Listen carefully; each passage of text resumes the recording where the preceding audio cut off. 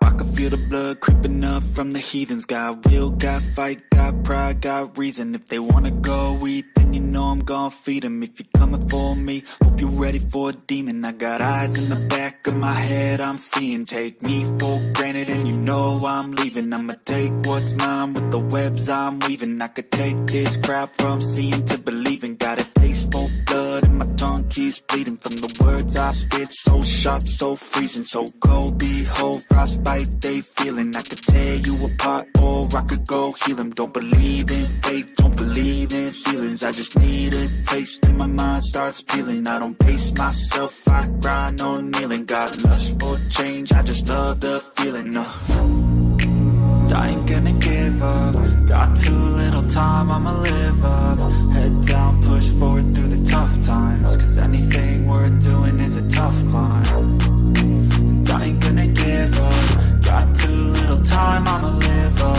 Head down, push forward through the tough times. Cause anything worth doing is a tough climb. Cause I'ma live life for the fight, yeah, I'm here to get it. I got drive, got sight, always have a vision. I don't lie at night, I be in my feelings. I'ma be fine, need time, and I'll soon be winning. I live life for the fight, yeah, I'm here to get it. I got drive, got sight, always have a vision. I don't lie at night, I be in my feelings. I'ma be fine, need time, and I'll soon be winning. I can feel the blood creeping up from the heathens. Got will, got fight, got pride, got reason. If they wanna go eat, then you know I'm gon' feed them. If you're coming for me, hope you're ready for a demon. I can feel the blood creeping up from the heathens. Got will, got fight, got pride, got reason. If they wanna go eat, then you know I'm gon' feed them. If you're coming for me, hope you're ready for a demon.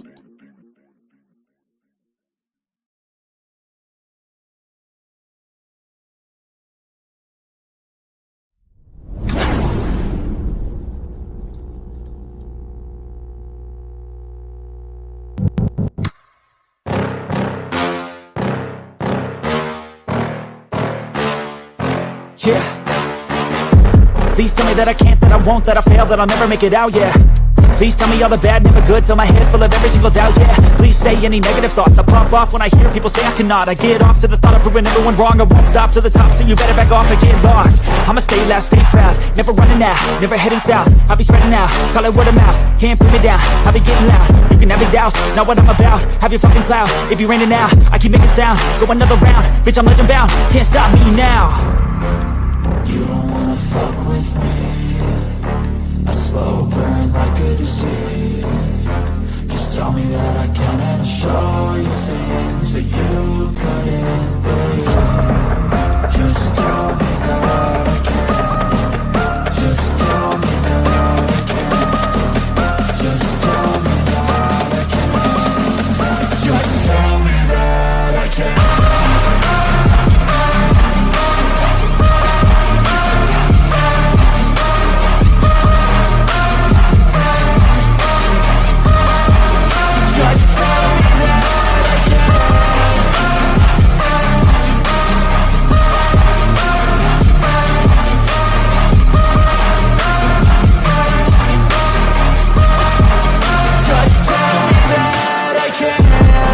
Anything negative, cause I just wanna hear it out your mouth, yeah. Give me fuel, it's a tool that I use to go ahead and run my fucking mouth, yeah. I take shots, I take loss, I make shots, I miss lots. That's how you get big box, you get yachts, you swing locks and pop off a big shot. I ain't done chasing, got big dreams, bigger things, impatient. Who's at the top think they need replacement? Who's at the top think I'm gonna erase it? Face it, I don't give up quick, I don't give up shit, I won't give up this. Cause I know that I want it, know that I'm on it, I'll make it, I promise. You don't wanna fuck with me. A slow burn like a disease. Just tell me that I can and show you things that you couldn't believe. Just tell me that I can. Just tell me that I can. Just tell me that I can. Just tell me that I can.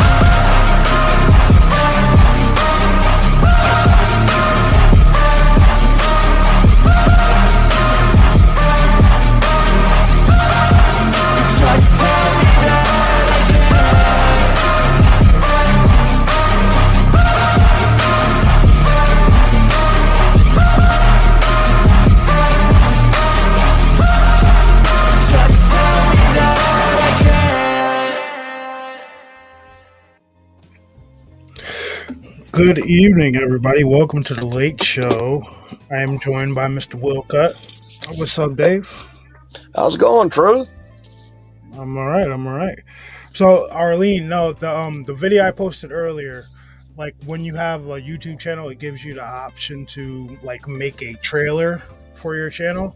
And the one I had up there before was just some music, and it wasn't descriptive or anything. But this, I changed it up to potentially maybe get some more people over here like, oh shit, that's a cool trailer, let's go see what he's talking about. But we are going to talk about what we talked about on the last show, because me and Dave were talking about this for a few minutes a little while ago, using RC cars to do some cryptid research, and I think we got something here. I think we really do. Let me see, let me bring up the pictures I sent Dave on Facebook. So what we were talking about, right, is taking a larger scale RC car, like a 1/5 scale or so like that, taking the body off of it and just having a frame, the motor, the battery, the wheels and everything like that, just the bare minimum, right? And then wiring and then rigging 4 cameras up to it. The front camera would be like a burner cell phone that we could set up like a live stream like we're doing now. So that phone would have a stream going right to the channel. We start it up, send it out. On either side and then the back, we'd have a potential like a little GoPro, like some kind of indisposable, because if shit gets chewed up by Bigfoot, who wants to lose a $600 GoPro, you know what I mean? We can buy the little SD card ones off of Amazon for like $40. Bass has bought a few of those shits. They work really well for like $40. Yeah, and just hope he chews on it and breaks a tooth. That way we got evidence. Hell yeah. A lot of the framework for these larger scale like trail trucks are metal. Like the 1/10 scale I have upstairs, that's all metal framework. So he'd have a hell of a time trying to bite into that. Right. So you got a camera in the front doing a live stream, streaming out everything. You've got 2 cameras on the side and 1 camera in the back recording. Right. And you take it. Potentially, you want to use a faster RC car a faster RC truck in case it has to take off, in case something's chasing it, right? But you can throttle it along, make it go nice and slow and everything like that. Because the way we're thinking is, if say you're a Sasquatch, Bigfoot, Dogman, whatever the hell kind of cryptid is out there in these woods, right? You're in your natural habitat. Right, you know when humans is there, right?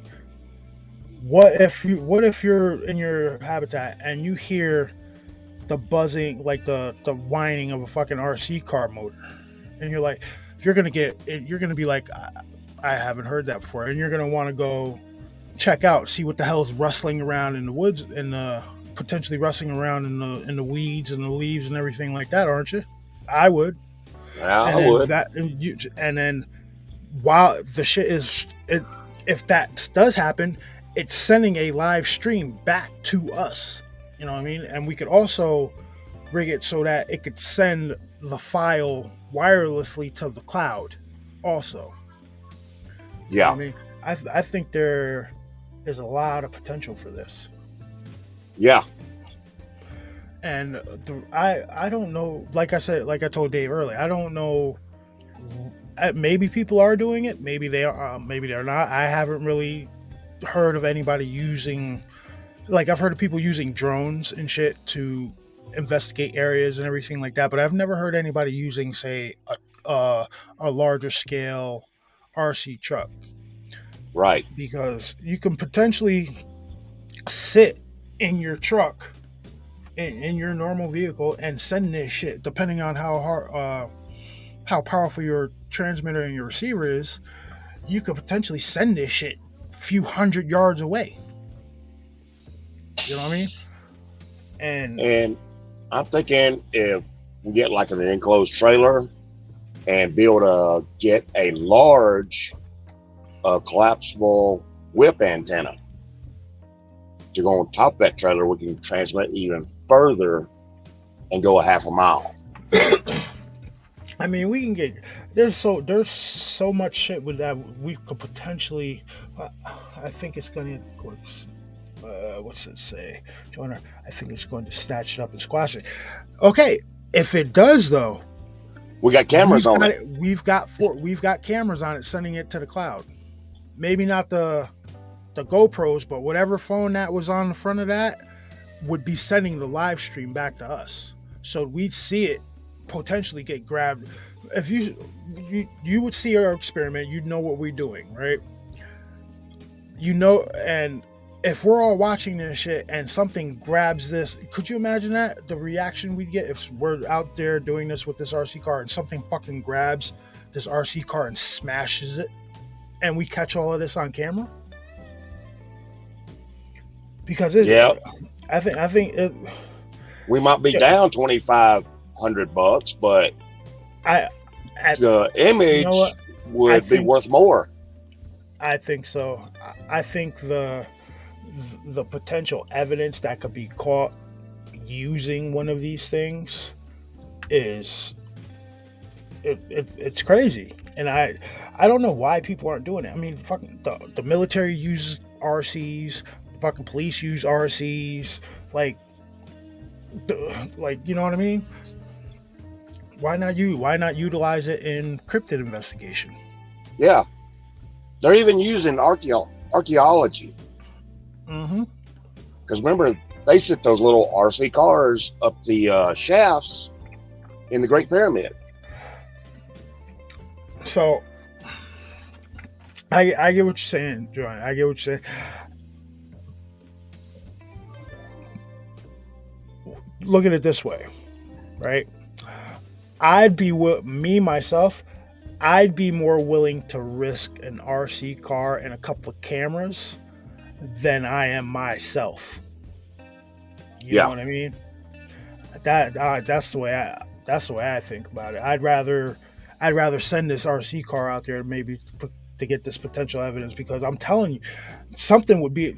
Have you seen the videos where these fucking things, where people are flying these drones over and you see these things start wiling out and shit like that because they hear the propeller from the drones? Only imagine that on the ground, and you can potentially the potential of this thing grabbing up the thing and shaking it to see what the fuck it is. You know what I mean? Like.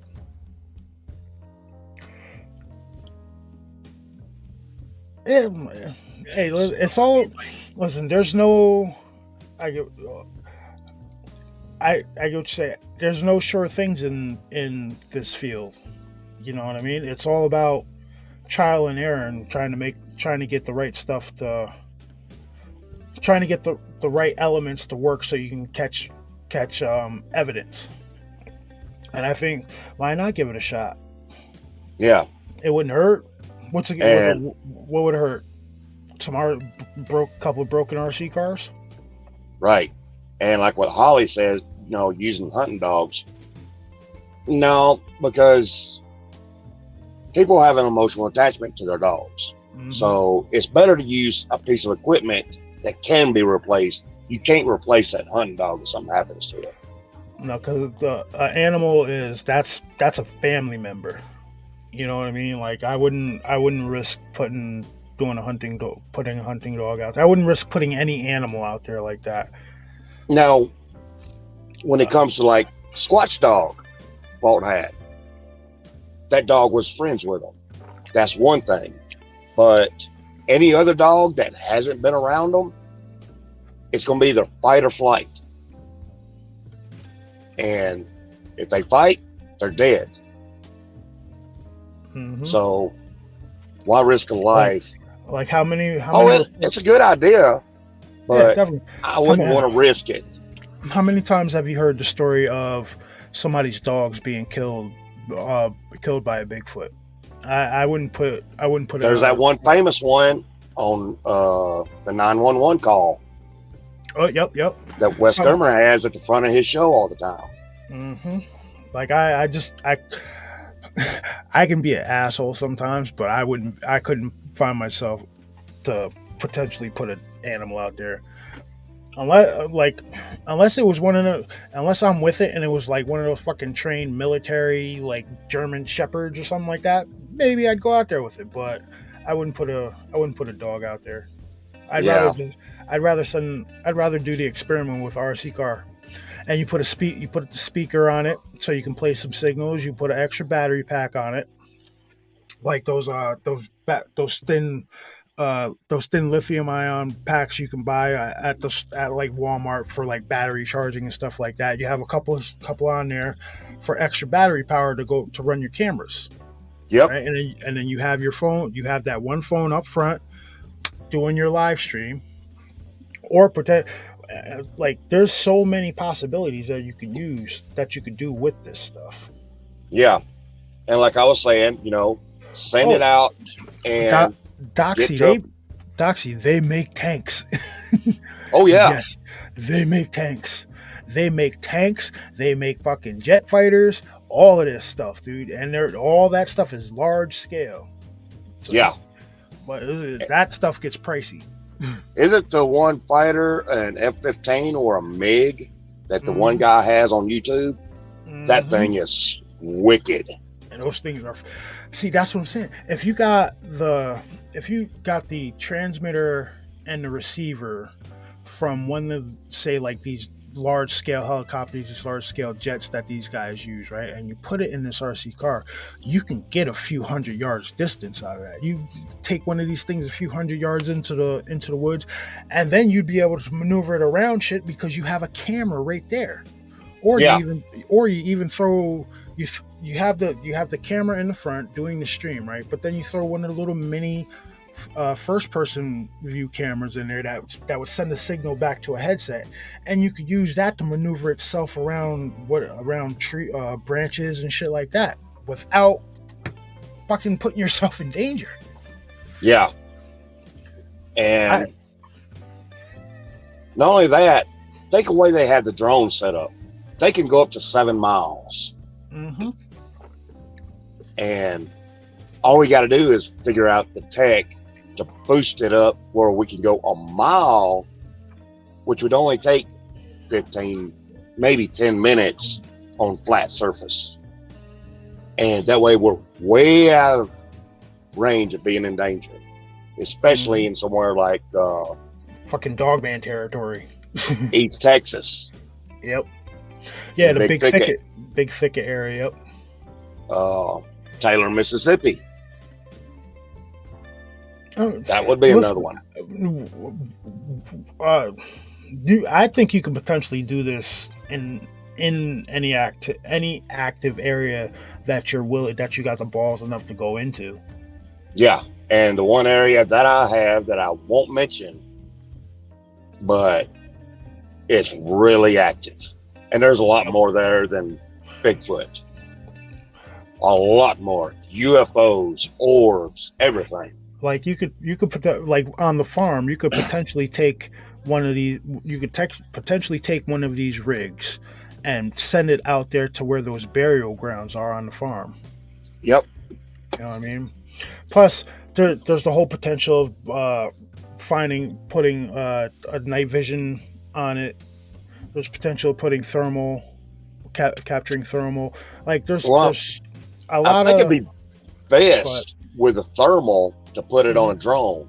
That way we can go above and look for heat signatures to make sure they're in the area. You gotta find somebody who can fly a drone, because I suck at that shit. Actually, some of them are really easy. All we got to do is send it straight up and have it predetermined on where it's going to go and how fast, and land right back. Because I have seen those drones with a thermal imager on them, and they use it. Mm-hmm.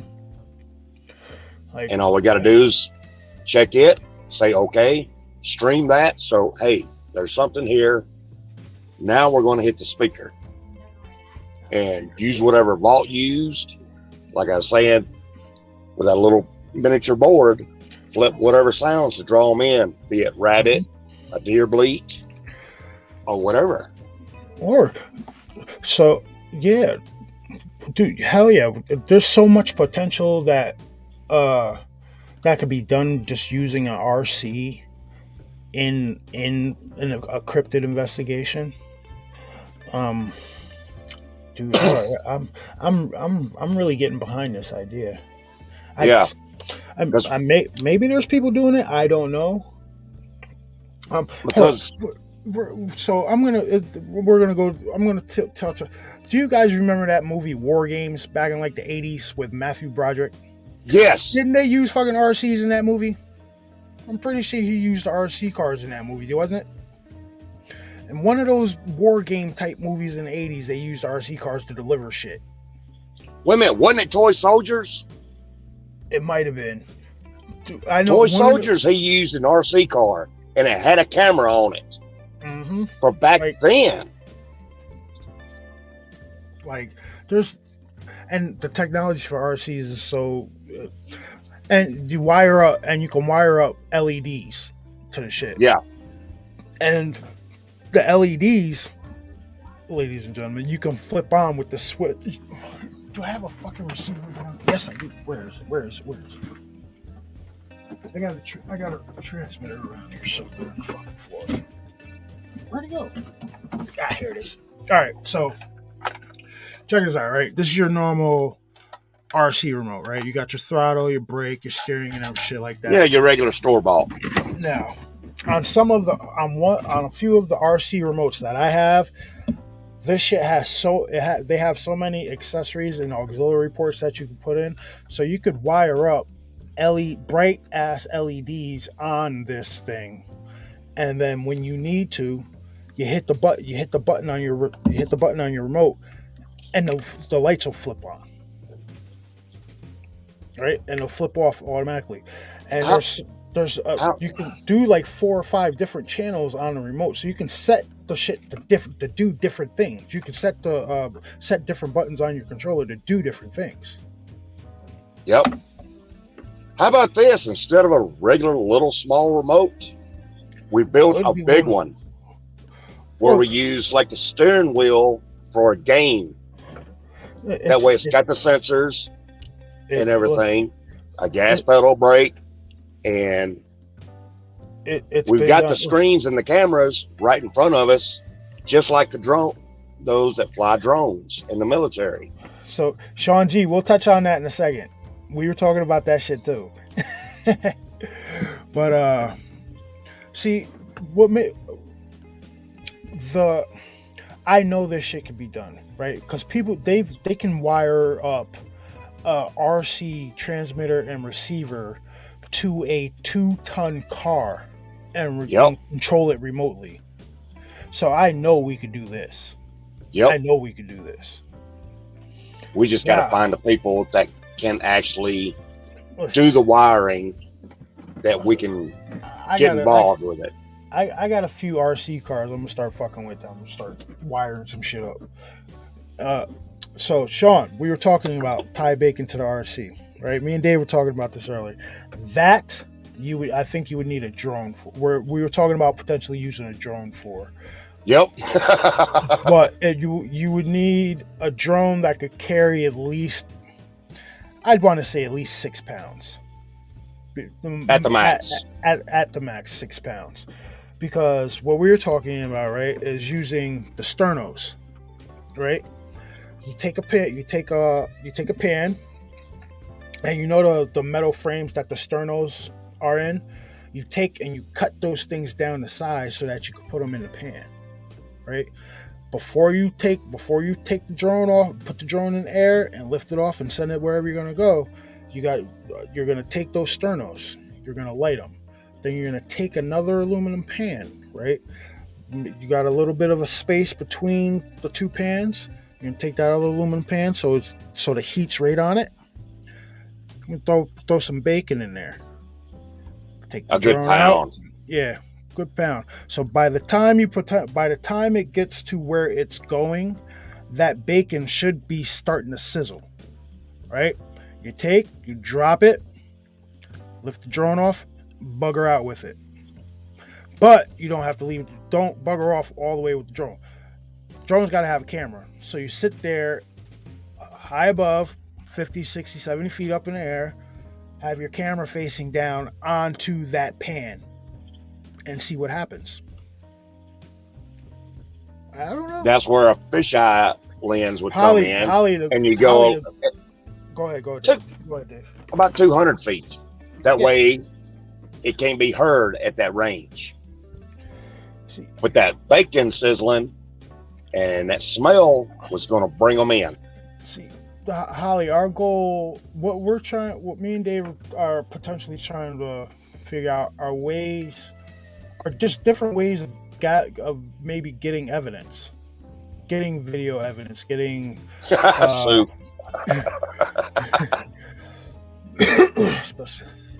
bacon ground.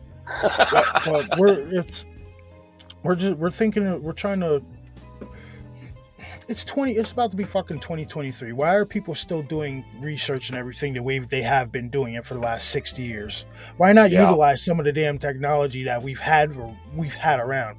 Use some of these RC cars that these companies have spent millions of dollars fucking engineering and everything like that. Why not? Why put yourself in if you want to investigate fucking Dogman, right? Why put yourself in a potential to get killed when you can send one of these fucking RC cars or something like that out there? And I think because the RC car makes a certain weird noise and it'll be traveling down through the woods, something will be attracted to it. I'm just trying to think of different ways to go about maybe potentially gathering evidence. Because like I told you, I'm not the guy to go out in the woods. You guys have heard me say that, and I'll say it again. I'm not the dude to be in the woods. I will send an RC car out there, and I may potentially get more than a person that's out in the woods. Eddie, actually, I was thinking RC boats, but you have to have a good place that you know there's going to be activity around where they're going to come up to that lake or stream. Definitely.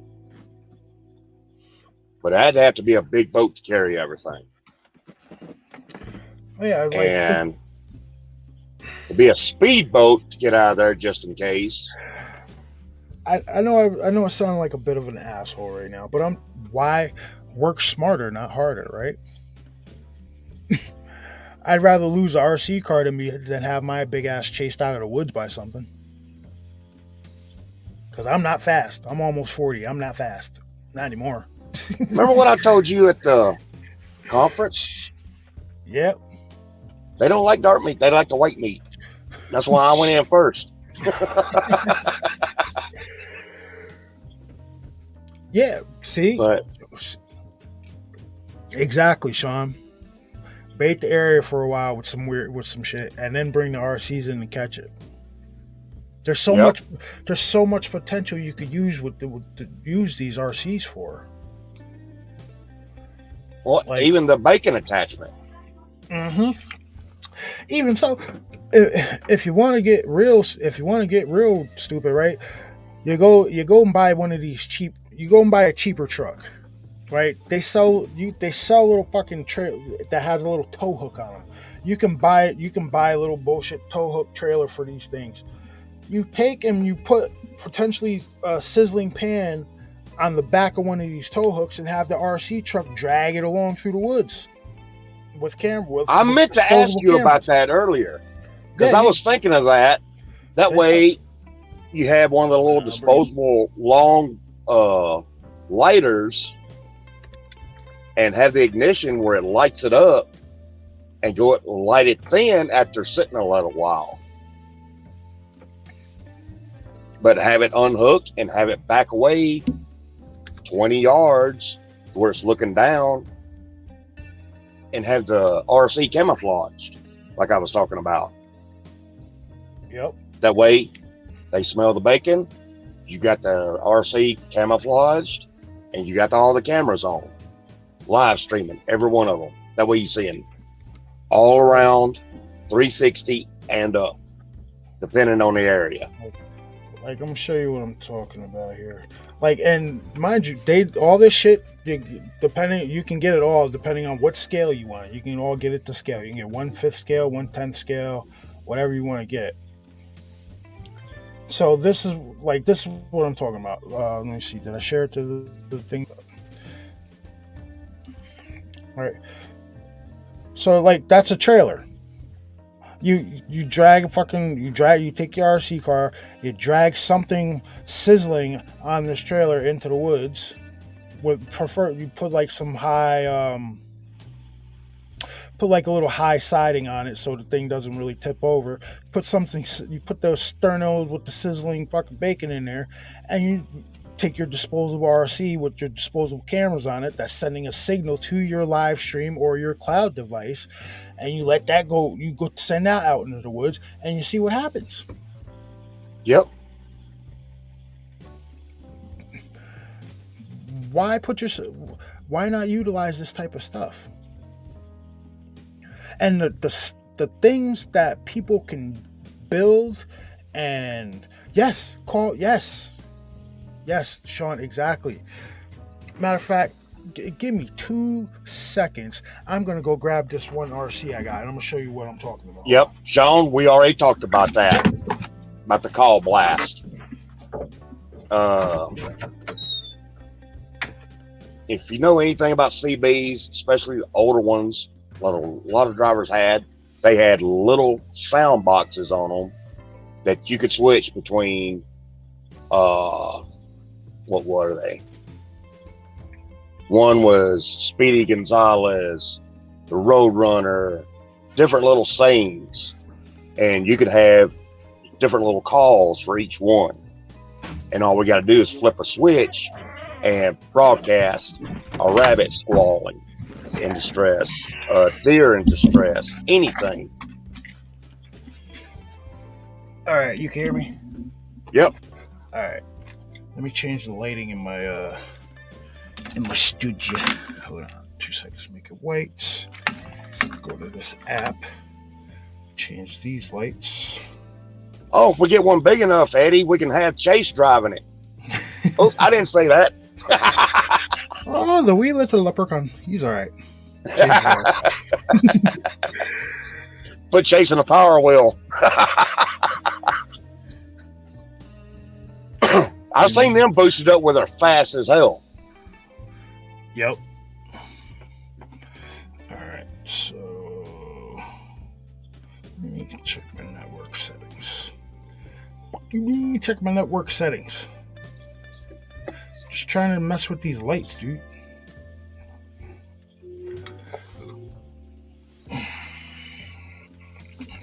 All right, whatever. I'm just gonna brighten these ones up. Fuck it. But dude, sorry. All right, am I bright? Yeah, I'm bright. All right, so this right here is a 1/10 scale RC trail truck, right? So you got your beaded tires, you've got a metal frame on it, you've got apex, you got swiveling suspension. It pivots right here in the middle, so this one could potentially get over a lot of terrain, right? Now, this one in particular has 2 battery mounts. So, say this pack of cigarettes was 1 battery. You could mount a battery right here, and you can mount a battery right here. Now, what I'm going to do is talk about where we were talking about mounting the camera. So, this is the front end, right? So what we're talking about doing is rigging something and mounting a camera that's live streaming on the front like that, right? And then on the side, you put a GoPro on one side, a GoPro on the other side, and one on the back. Okay? Now, with those GoPros on the back, sitting in the center right here above the motor, you would put you would rig a little case, and you would put a speaker that you could call blast from, right? Plus, you could put your potential other batteries on there, and the battery packs to keep power going to your GoPros. That's all I'm Yeah, saying. Sean. That's all I'm Yeah. saying. What? What Sean say? Call blast from the RC. Yep. Mm-hmm. Yeah, that's what we're talking about. You put the speaker right there at the top, in the center of it, and that way you've got a camera. You got cameras on all four sides. You've got your extra power, and you've got your speaker where you can call blast from. I don't see how that couldn't be used as a potential investigation tool. Do you? I don't see it. No, Like, because as strong as these new motors are for them, mm-hmm. And they are really stout. like, And instead of plastic gears, they're using metal gears in the high-end ones. yep, this one has metal gears in its transmission. And if I put a 2S LiPo battery in here, like in my other RC car, I have a 2S LiPo that's 10,000 milliamps. I use that in my drift car, and I can get about it, like just going full speed all the way, all over the place. I can get a good hour and 15 out of that battery. If you're just trudging along, going over shit, blah blah blah, not going fast, you potentially have a few hours in that battery that you can use this thing for. Especially if you stack up like 4 of those 10,000 milliamp hour batteries. Because when you're going through the woods, you want to make it somewhat slow. That way you can take care of the obstacles, figure out where you're going, and get up to it. But also on it, have one of those little Apple tags, Mm-hmm. just in case, say, the mysterious battery's draining all of a sudden. Hopefully that tag is not drained and we can follow where it goes if it gets moved. Yeah, because with that many cameras on there, with the live streaming camera, probably rig a smaller one up that would say send a file to like the cloud, and then the 3 GoPros, you're gonna catch something. Yeah. If there's something out there and it's being curious, I think you could potentially catch something.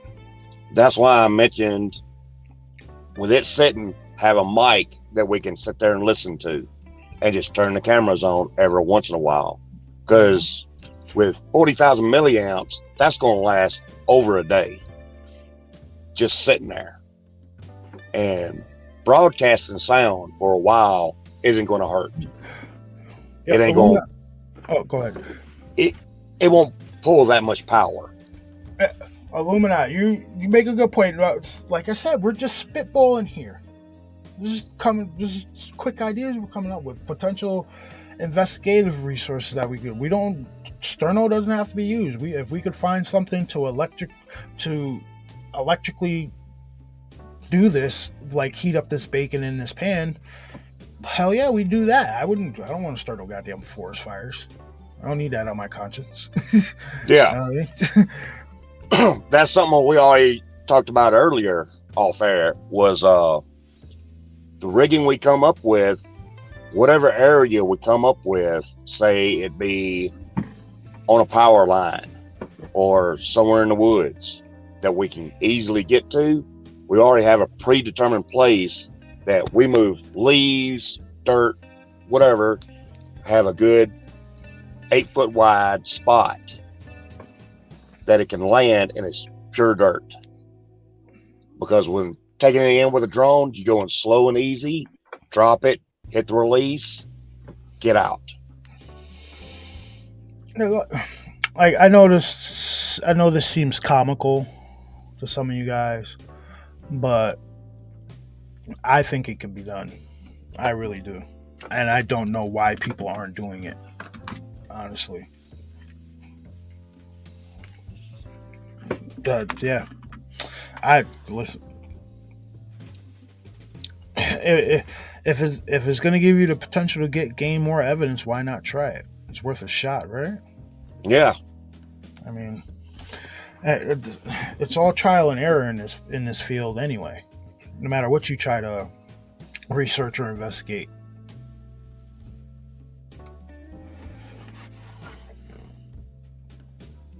Oh yeah, we're going to do stress runs.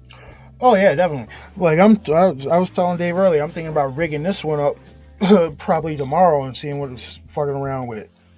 I don't use this RC truck like ever. It's got to think about 2 years worth of dust sitting on it.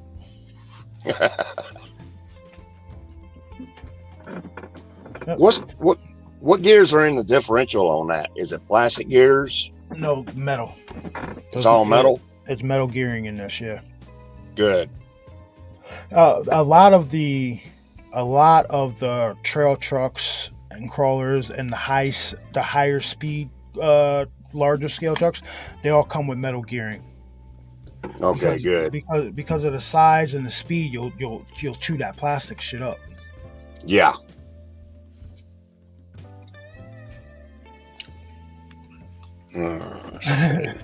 Only start a forest fire if Dogman is close.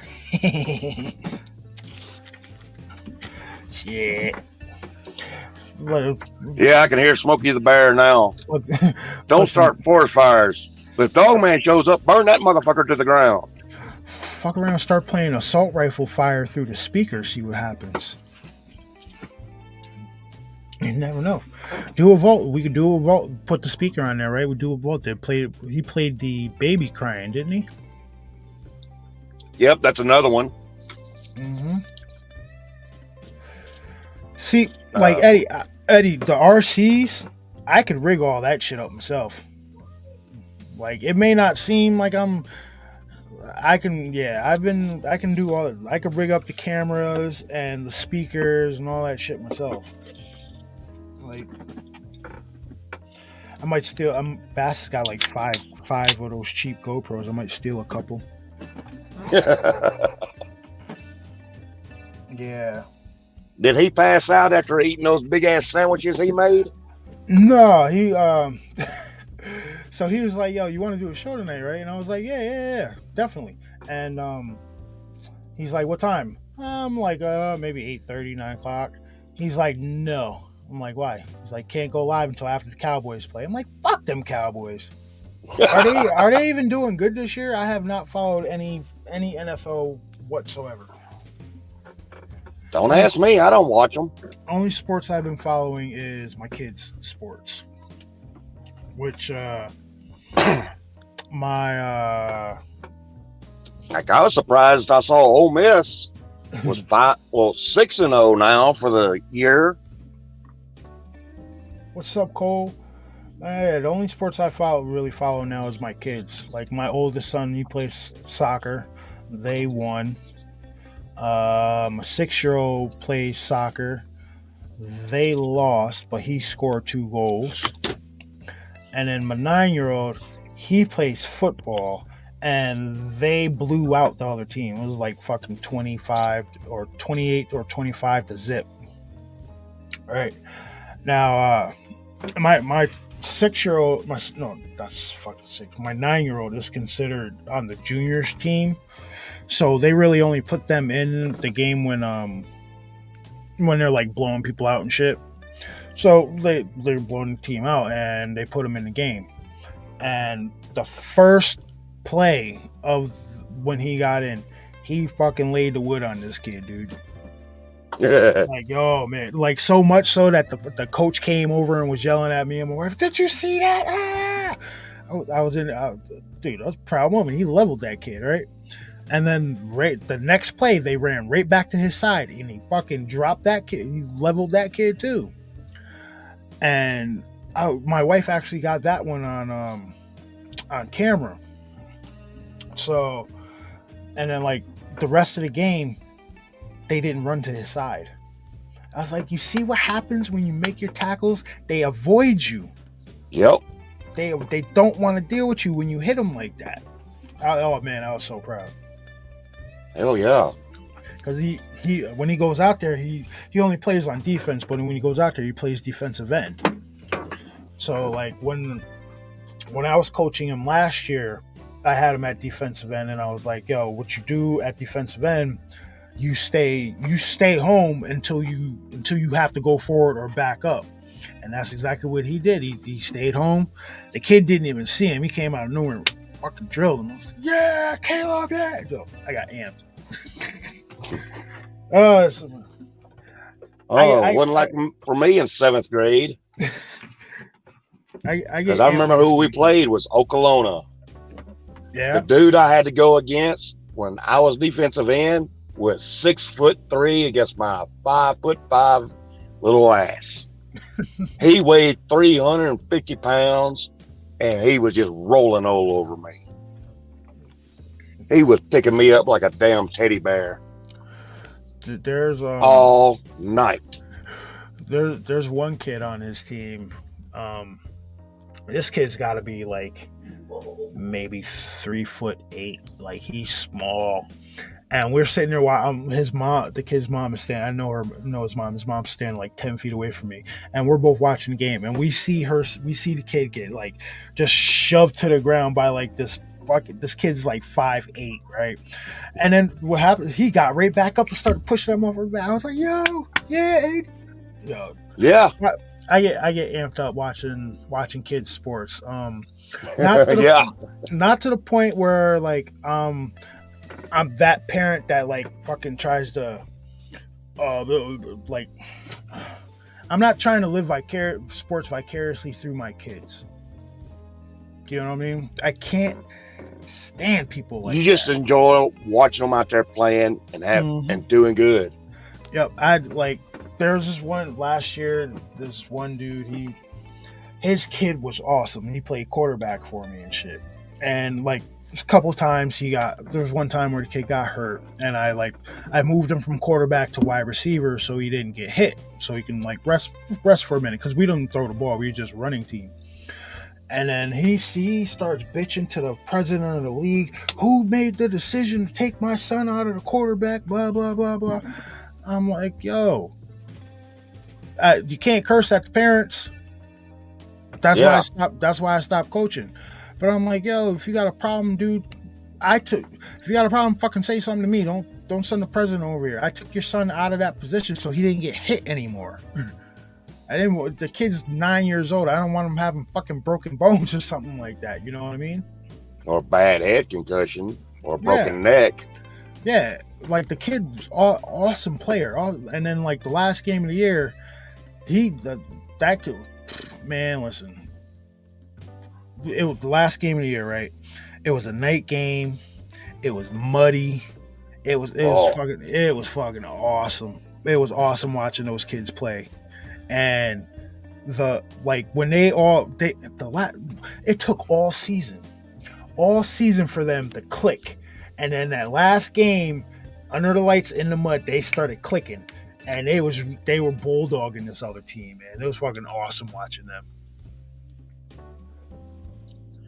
Oh yeah. Oh, word type. Gotta love.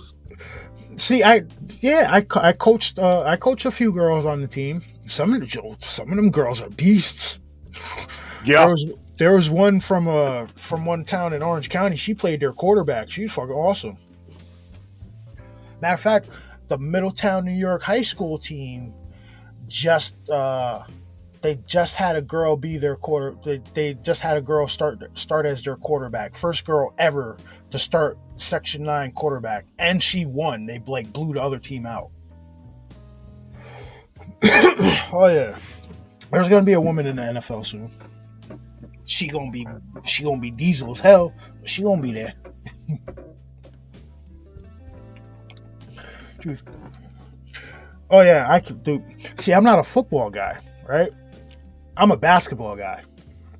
I played basketball when I was in school. But there's no leagues around here. Like if there was a basketball league, I would coach that shit in a heartbeat. But there's, like, I'm just not a football guy. Never been, probably never will be. I watch kids play. I know enough football to get me by.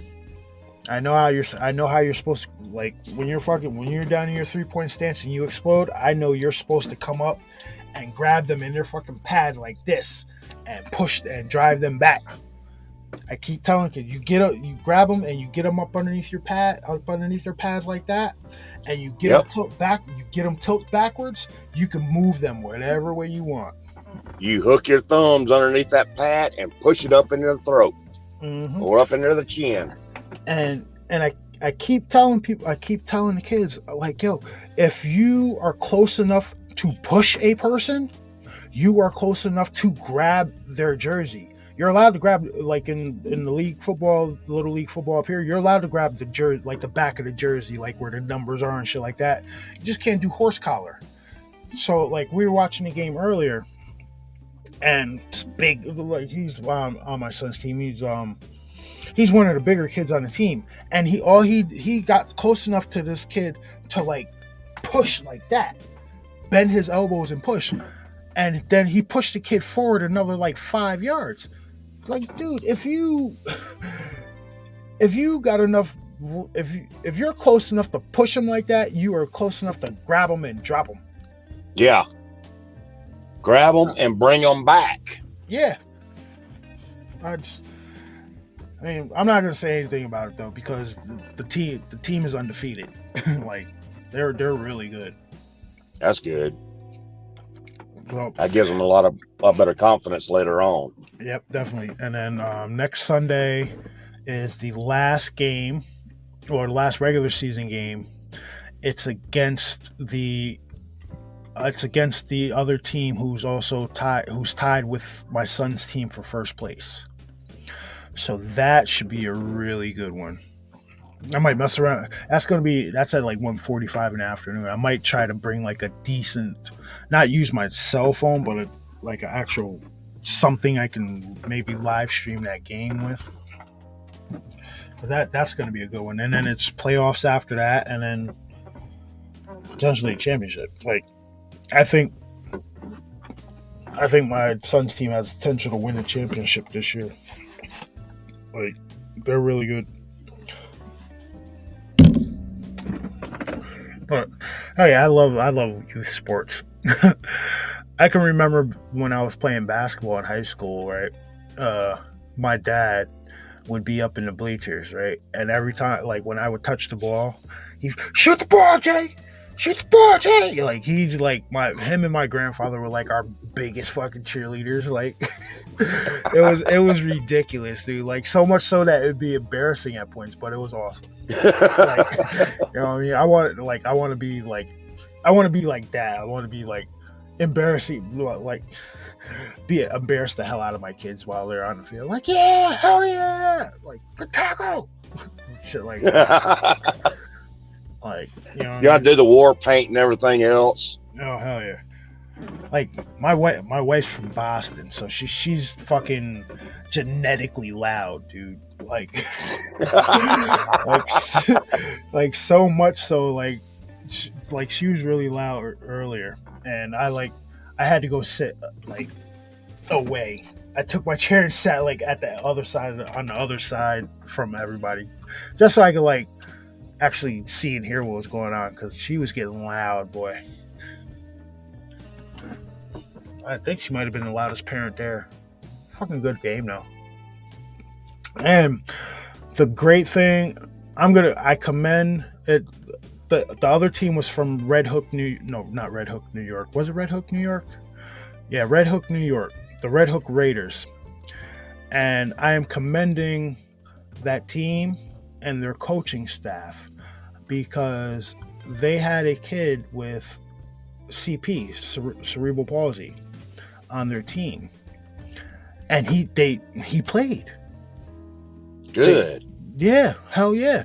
I mean, they had like when he went in the game, they had a coach like next to him helping him out and everything like that, but it was allowed. But like, you know what I mean, it was okay to do that. Yeah. And the kid got in there and played, and I loved seeing that. Like, he was the Yep. first, like when they did the handshakes at the end of the game, he was the first kid in line. Like, Sweet. I loved seeing that. That was awesome. I definitely commend the Red Hook Raiders youth football team and their coaches for that. That's awesome. That is. Yep. Plus, I really liked their jerseys. Their jerseys were black and red. Oh, those shits look so good. Really? Yeah, I love. They were black with red numbers. Fucking awesome looking. Dang. I just got it. Full sentiment. Who's going live on YouTube? Okay, yeah. Law. No, Oh. no, somebody else. I know he was on last night because I caught it at the very end when his computer was shutting down. I didn't see the that until this morning. I was like, oh shit, Vault went live last night. But then again, I was asleep at like. It was only like 45 minutes long, I think. Yeah. His computer, or his laptop, had to do a shutdown to update. I'm like, so Vault, if you're watching, or if you're going to go back and watch this, listen. Me and Bass are already scheming, homie. So, sometime probably during the summer, because me and the wife are going with the kids to my wife's friend's mom's house in Puerto Rico. I think we got invited down there, but sometime during the summer, Mr. Vault Keeper, me and Bass are gonna come invade your town, invade wherever the hell you are. We're gonna drive down there. We're gonna spend like a week or some shit down there. Hell yeah. Good. Let me know. Well, I'm gonna drive down there. I'm gonna drive down there, hang out for like a week. Because from where he is, is from Paris, it's like a straight shot to where he is. Yeah, basically. Yeah, so I can just stay on the highway for like another hour and a half, 2 hours, and you're right there. Right? Yeah. Yeah, it's about 2 hours in a truck, so about an hour and 15 minutes. Shit, man, and the way I was boogieing down, the way I was flying down there, shit, I'd make that trip an hour. I was doing like 100 the whole way there, dude. Shoot, you better not do it in Tennessee. Well, trust me.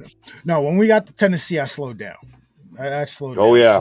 I Tennessee, the highway patrol, you end up with those wearing the mirrored sunglasses and the mirrors on the inside. Yeah, I don't want to end up in the Hooskow down south. So, but it ain't fun. It's PA, not fun. I was fucking flying through PA, homie. How the hell with PA? Hell, I would come up on them and be over the limit, and they wouldn't come out. That is a long fucking state, man. That is a long state. Well, with all the construction they have, especially like on the turnpike and everything, it's like, oh crap. Mm-hmm. Oh yeah, it was worth it. Like I said, we're gonna go.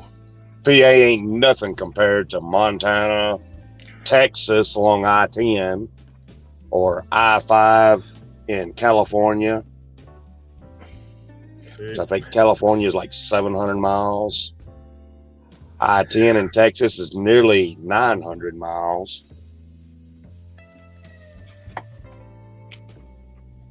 Yeah. But luckily, the speed limit on I-10 is part of it's 85 miles an hour. 80, excuse me. My wife got tight. My wife was, she got mad at me fucking a few weeks ago because we were driving back from her brother's wedding, and normally it's from where I live to where they live, where she's from in Massachusetts, like a 4-hour drive. Yeah, I made it from Massachusetts to New York in like less than 3 hours. Oh, ain't bad. Fucking boogieing in the minivan.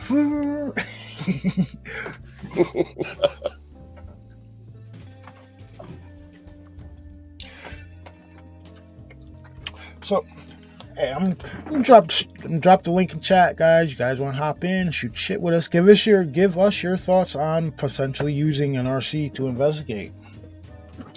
Dave I-10 is in. Eddie Pet said Dave I-10 is in what state? I-10 in Texas. Erase both of those two streets. My house, Charlie, all the trees. But I-10 starts in LA and goes all the way to Jacksonville, Florida. Let me call Bass, see what the hell he's doing. That sorry ass fucking Cowboys game's got to be over by now. There's one way to find out. Sorry, not the Cowboys. The Cowgirls. Get them girls. I would say something, but I'll be nice. Get them girls.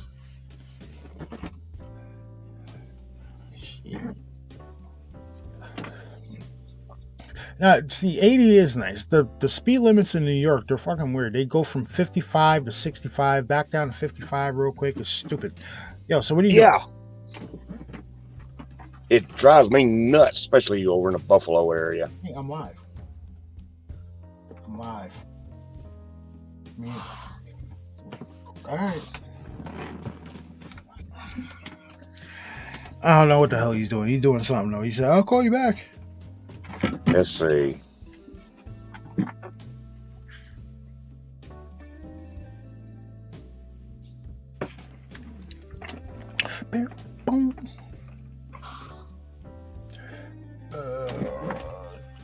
Jersey, yes, New Jersey does suck. Oh, New Jersey, fucking horrible. Oh, they're the worst. To make a left-hand turn, you got to turn right. And I'm like, oh God, dude. I think New Jersey might be one of the most tolled states in the United States. Like, we went to the Jersey Shore for my birthday. We must have went through fucking 8 tolls, dude. On the same road. Like, we never went in a different direction. We were on the same road. 8 tolls. Like, how? Like, are you serious? What few times I've been in New Jersey, never. There's one way I'll go into New Jersey if I'm pulling a reefer trailer. Not that type of reefer. Refrigerated. And I'm going to this one cheese place. Because as soon as you come out of PA into New Jersey, you get off that exit and go south, deliver, turn around and get the hell out. Mm-hmm. Like, I had to drive to fucking Bound Brook for like a week straight from where I live. That's just like a 2-hour drive. It's all right. It was all right going down there in the morning. Driving back from fucking Bound Brook, New Jersey to Monticello, New York in the evening, that was a shit show. And then especially what was it? My birthday was on a Friday, so that Wednesday, the back passenger side brake went on the car. Right, the pad just fucking fell off. So, and this happened when I'm like a half hour into my drive from Bound Brook. So you know what I had to do? I had to e-brake. I had to use the fucking e-brake the entire time. Driving another hour and a half. Every time I wanted to slow down, I had to crank that e-brake just a little bit up, just slow down just enough. That shit sucked. Now, which brake came off? The back passenger side brake pad fucking broke. Okay, because when you're using the emergency brake, it's going to be your back brakes. No, it was disc brakes all the way around. I had a Mitsubishi Galant. So when I used the e-brake, I mean, it slowed me down, but that shit sucked. Driving like 2 hours using the e-brake on back roads from Jersey. Because I know... big bag of dicks. Yeah. Okay.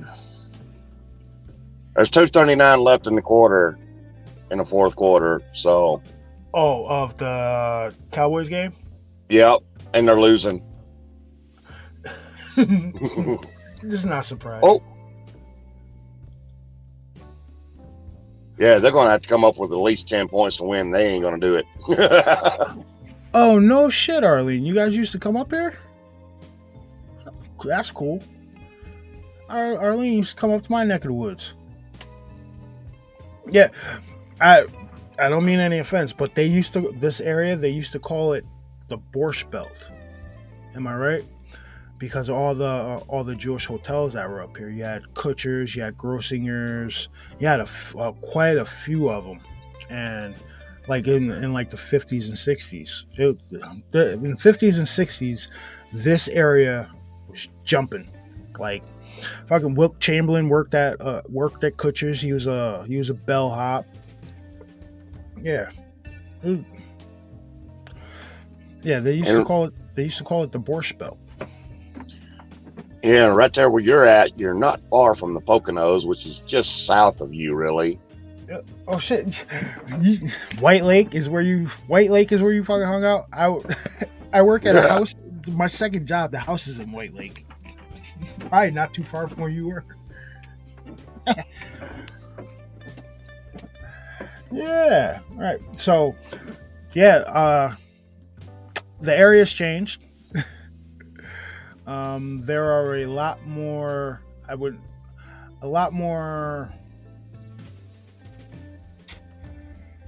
right. So, Arlene? Are you familiar with the town Curious Joel?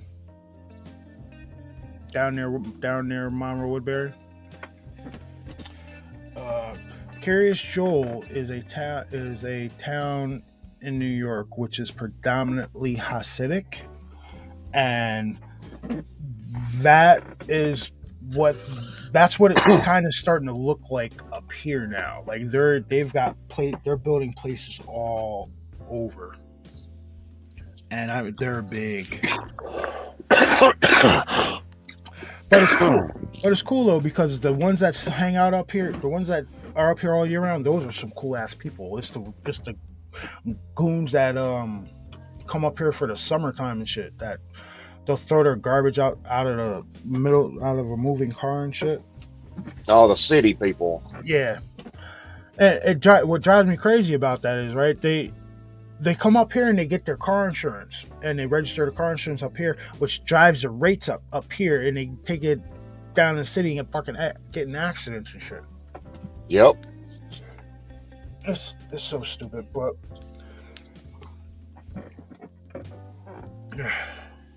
it was in the 60s that you hung. So that would have been the time that I know Dirty Dancing wasn't in the 60s, but that was the time it was portrayed. Right? I thought it was late 50s. Right, late 50s, early 60s, right? I can't be honest with you. I've never really sat through the whole movie of Dirty Dancing. Yeah. I can hear crickets now. No, I've never sat.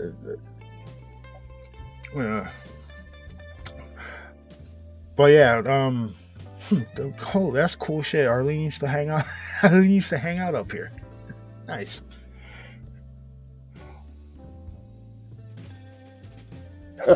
Yeah. Yep. Mm-hmm. I totally agree, Arlene. Yeah. In other words, she's saying they're shysters. I'll tell you, it got weird one time, right? When I was a little kid, I remember going to the laundry, like they had the coin op laundries in my town and shit. I remember going to the laundry, man. I'm sitting there playing with me and my twin brother Mike Bass were sitting there playing with like X-Men action figures. I remember this shit. So Hasidic guy walks in, right? He throws a bunch of shit into the washing machine. Then he proceeds to take off what he is wearing, strips down to his underwear, and puts all those clothes in the washing machine too. And then just sits there in his underwear until everything's done. I'm sitting there looking at my mom like, yo, what the fuck is wrong with this guy? Like, who does that? And my mom's just like, just shaking her head. Cause I'm like fucking I'm like 8 years old. I didn't understand any of that shit. So I'm just like, yo, who's this weird guy taking off his clothes in the middle of a damn laundromat? Yeah, really. His mom's just sitting there shaking her head like. It's like, what? Isn't there a commercial guy does that, or some movie? Takes off all his clothes and throws it into a washing machine. I want to say yeah. I want to say yes.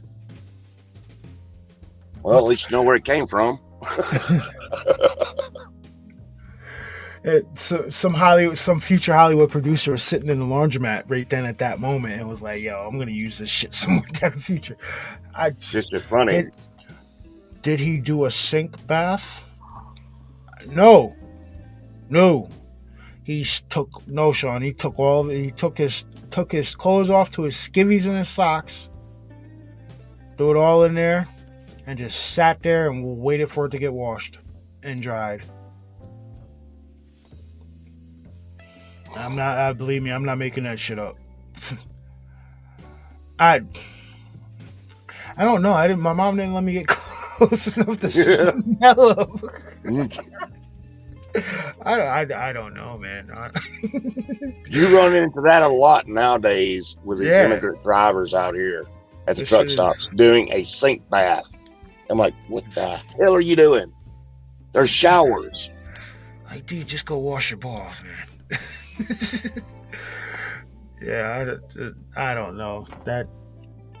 Makes you want to act like the cops on Rambo on First Blood. Just whoop his ass and take a water hose to him. Well, yeah, get a real bath. Damn.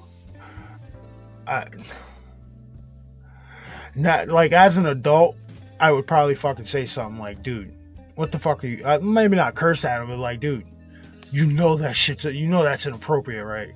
There's women and kids in here. You can't do that." Yeah. I got something for you, Dave. As I'm growing older, man, is it just me or has your road rage grown as you've gotten older? I'm noticing this shit now. Oh yeah. Man. Oh man, I can't stand fucking people. I can't stand stupid drivers. It's gotten worse, especially driving a truck. Like, I can't stand being behind people doing the speed limit or people doing just above the speed. I can't stand it. Like that, I don't mind.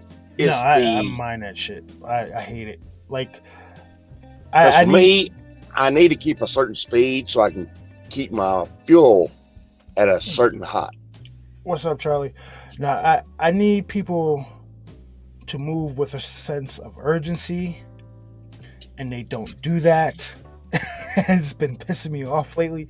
Well, not only that, like on 6 lanes, so many want to sit in the center lane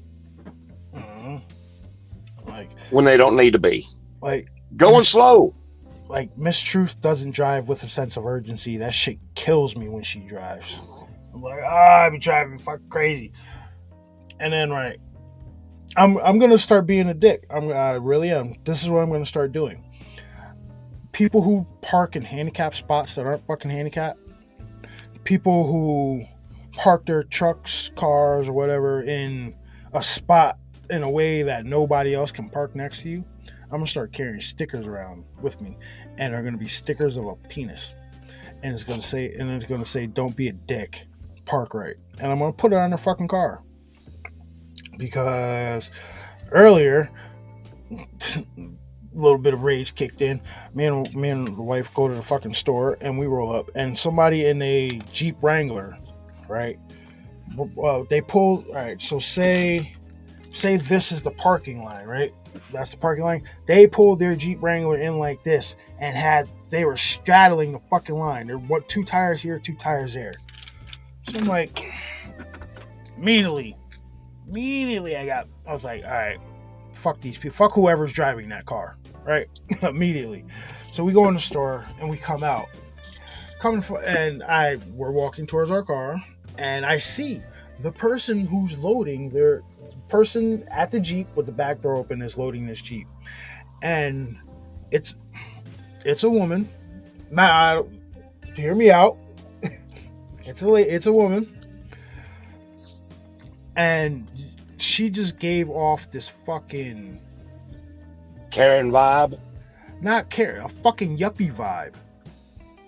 Like, dude, she was wearing one of those like fucking blossom hats, fucking like a scarf, a shawl, leggings, and fucking Dolce and Gabbana combat boots. I knew she was a fucking piece of work when I looked at her. I was like, yeah, looks about right. You would park like that, wouldn't you? Yeah. Like with me, in my regular vehicle, I park away from everybody. I dare someone to try to nose up to me. Oh, because the bumper I have isn't forgiving.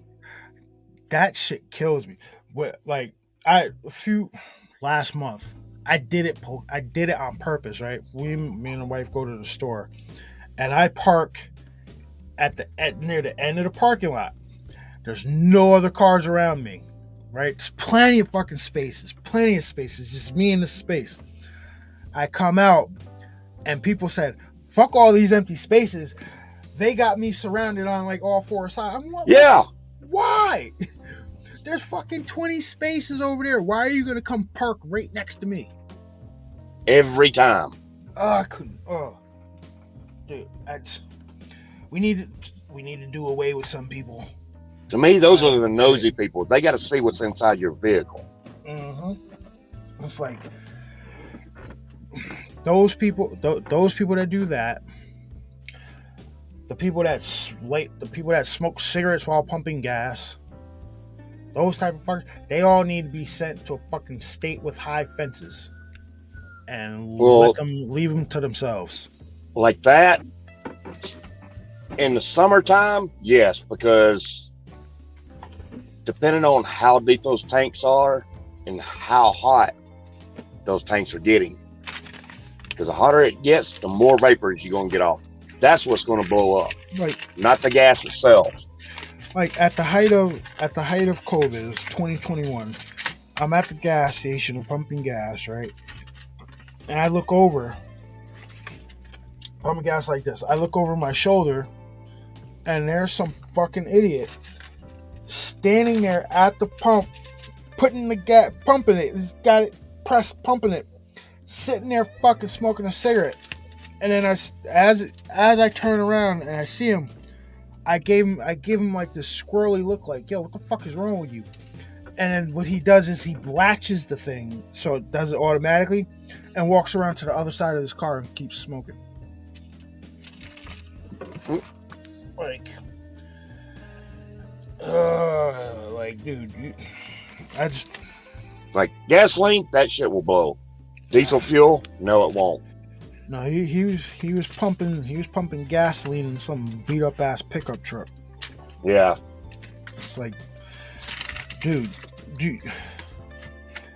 what do they call those? The Darwin Awards? Fucking idiots. Yeah. Wow, like, truth all off California ship. Yep. I second that motion. Well, shit, no, put them all in California and then set off like one or two fucking dynamite sticks. That shit'll break off and fall into the ocean.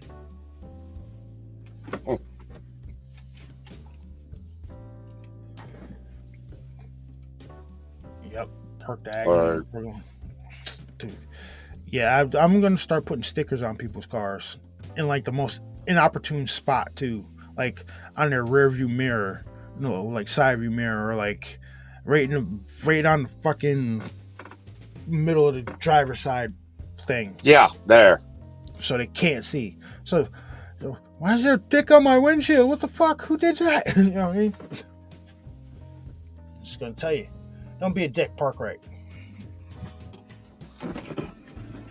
Yeah, put the initials. Fuck around and find out. If I see your car, if I see you parked wrong again, I'm gonna put even bigger penis on your fucking window. And this one, that one might be a little vulgar. Yeah. That one No, might. super glue an actual dildo on the hood. All right, Charlie, have a good one, sir. Because where was it? I think it was Nashville. Here not too long ago, a whole tractor trailer of dildos got turned over and trailer split, and there were just dildos all over the highway. So, You could have grabbed a whole bunch of them up. You got some weird looks, but so one year at UPS, a box came down, an exploded Hi, box Charlie. came down. 1 year at UPS, an exploded box came down the bill, right? So one of the fucking supervisors pulled it off to the side and opened it up, and he was like, "What the fuck?" And he starts running around the building, swinging a fucking 12-inch black rubber dildo around his head. Oh my god! Wait a minute. Is hilarious. How long ago was this? This was when I first started UPS, so about 9 years ago. Okay. Yeah. Just fucking swinging around. Because I was going to say, was it back around 2005, 2006? Because me and that one buddy of mine went and bought one and had it shipped to Iraq to a buddy of ours that was over there in a care package. It was a brown. I guess it was going to one of these sex shops around here. Burst open brown box. He looked at, oh shit! Ah! Started running down the fucking belt, swinging above his head and shit. Like the supervisor, he was funny as shit. He was one of those funny guys. Like, you ever see that movie Pootie Tang? Oh my god! Like, he could do that. He could do the Pootie Tang shit. He just couldn't get the belt back in the pants. Like, he could pull it out real quick, and just whap you with it. Like, he was funny as hell. Oh god, I forgot about that movie. Sarate. Pootie Tang. Did you see God, I ain't seen that movie in. What? What the fuck? That can't be real, Illuminati. That can't be real. Is that real? Is that real? Banned remote dildos because it interfered with the military? Is the same is the people that are making their military equipment the same people that are making these dildos? I mean, lowest bidder, you know what I mean? Holy shit. Oh, you can't make up some of these headlines nowadays, boy. It made Fox News a few years ago. Oh shit. Wow. You guys, well, the Fox News, did you guys see the short I had posted a while back that I caught? It said Fox News. It said Fox News, right? Fox News. It was a Fox News news brief, but then it was highlighted that MSNBC says migration will be the biggest cause of migration. Yeah, I saw that. Mm-hmm. That's some crack investigative journalism right there, buddy. Like Top notch. Shit, yeah. Ralph said their cornbread ain't cooked in the middle.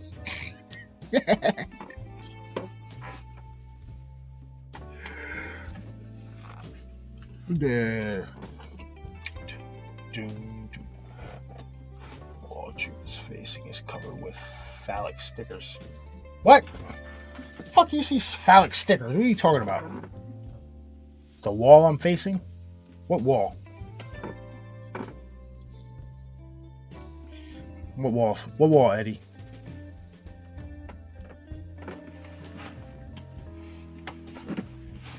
I don't see any fallacies.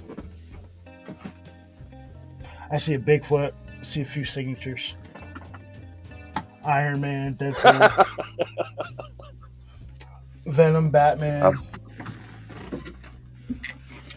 Turtle Shell, Bigfoot mug, some ghost books. I don't see any. I don't see anything. What are you talking about? Oh, he must be mad. I don't have any penis-shaped stuff in my room. Oh, I got this though. This isn't a penis shape, but check this shit out. This, I've had this for a while. I got this from a girl I dated for the first time she went to Hawaii. She brought me this. Check that shit out, right? Tiki Man. This is what my camera sits on. I've had this shit since like 07? Something like that. Keeps all the evil hot pockets out of my studio. Well, Bass ain't got in yet. He must be upset. I'm about to call his punk ass again.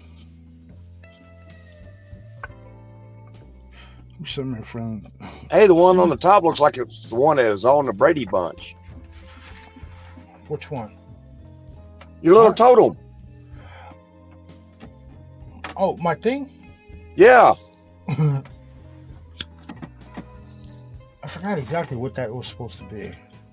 It looked like the Tiki totem off Brady Bunch that was causing so many accidents. Did you ever watch that?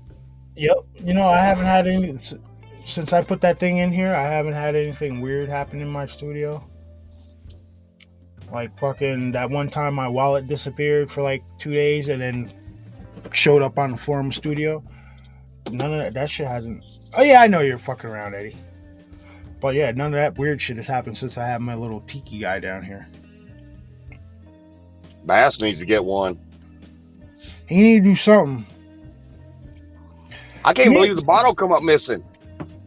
See, me and him were talking about this. Right? Since he was sick, right? Since he was so close to the veil when he was sick. I'm thinking that he has been more opened up to the esoteric. You talking about when he got sick here a few years ago? Yeah, and he like with when he Legionnaires. Yeah, when he almost died, I think because he was like he was really close to that veil, and I think that it might have left some lingering effects that maybe he's become sensitive to this shit now, a lot more sensitive than before.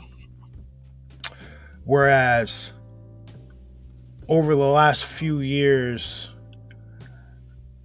I've become more, I'd say, analytical towards things. Like I analyze and break shit down a lot more than I used to. And I don't know, just a weird observation I made the other day. That's a good possibility. Because it was you that found him and got him to the hospital. Yeah.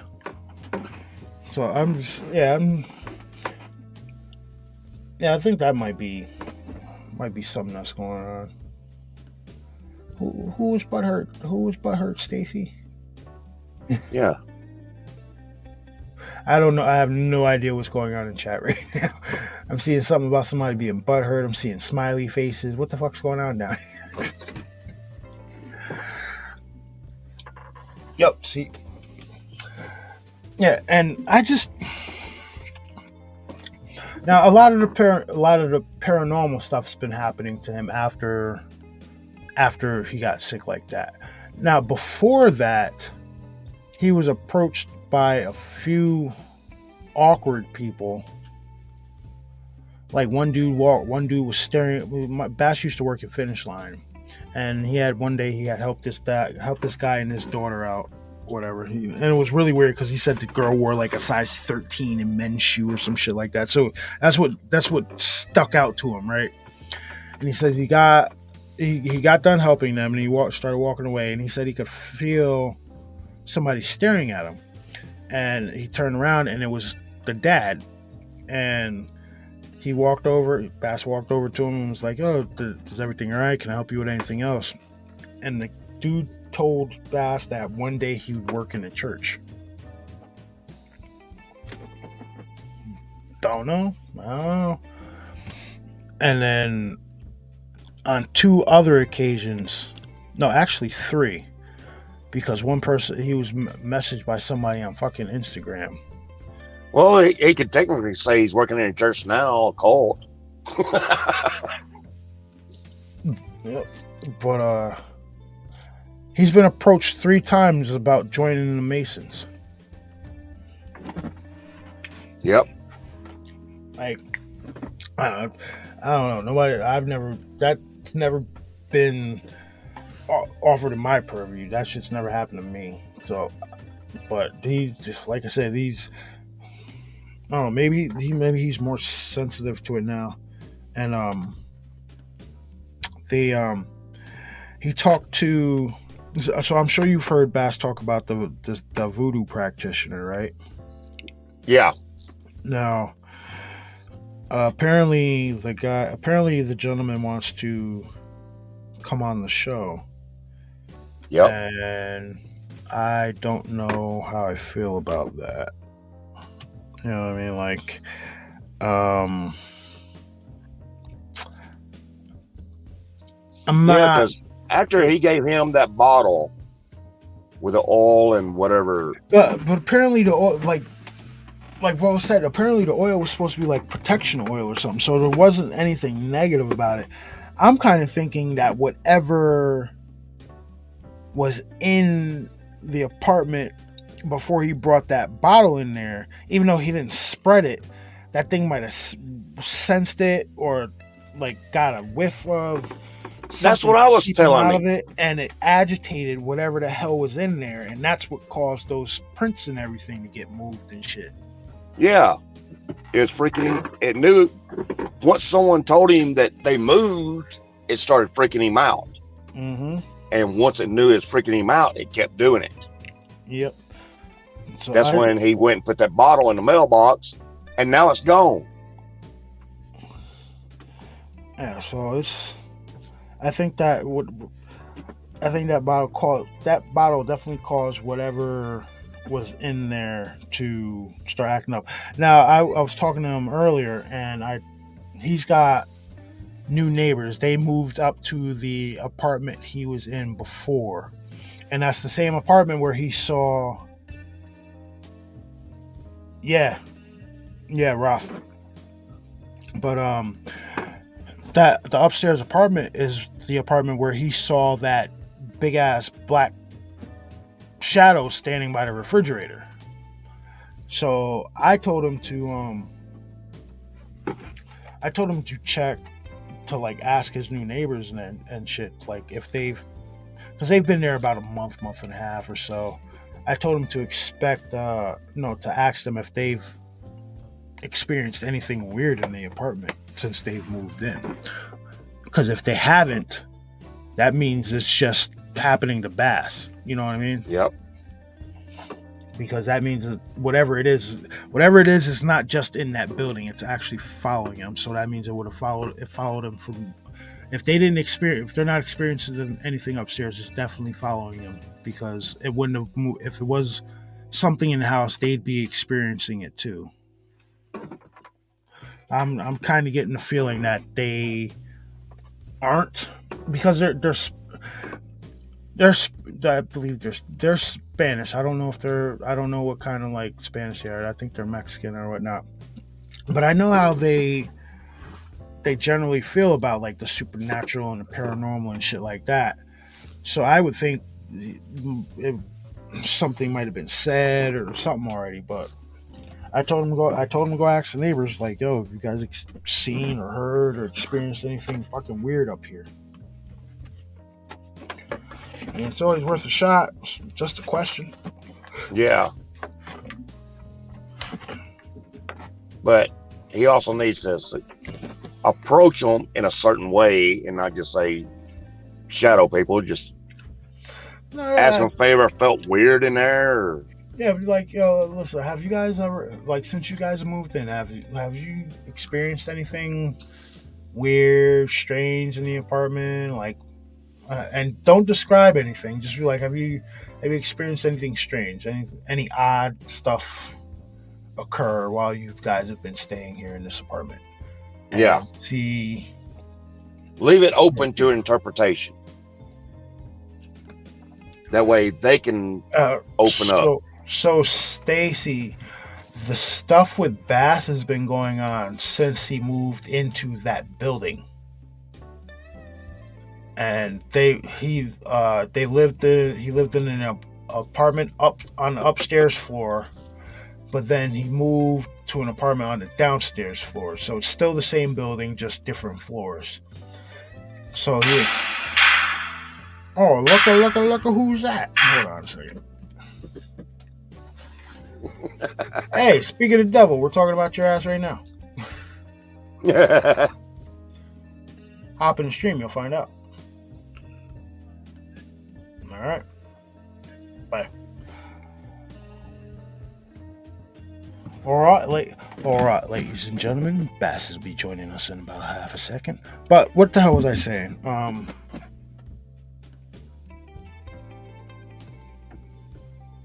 Yeah. He moved from upstairs to downstairs. Upstairs, he experienced something climbing into the bed with him, and then he also had an experience where he saw this like 7-foot tall fucking shadow standing in the kitchen. Moves downstairs and has something grab his foot and try to pull him off the bed.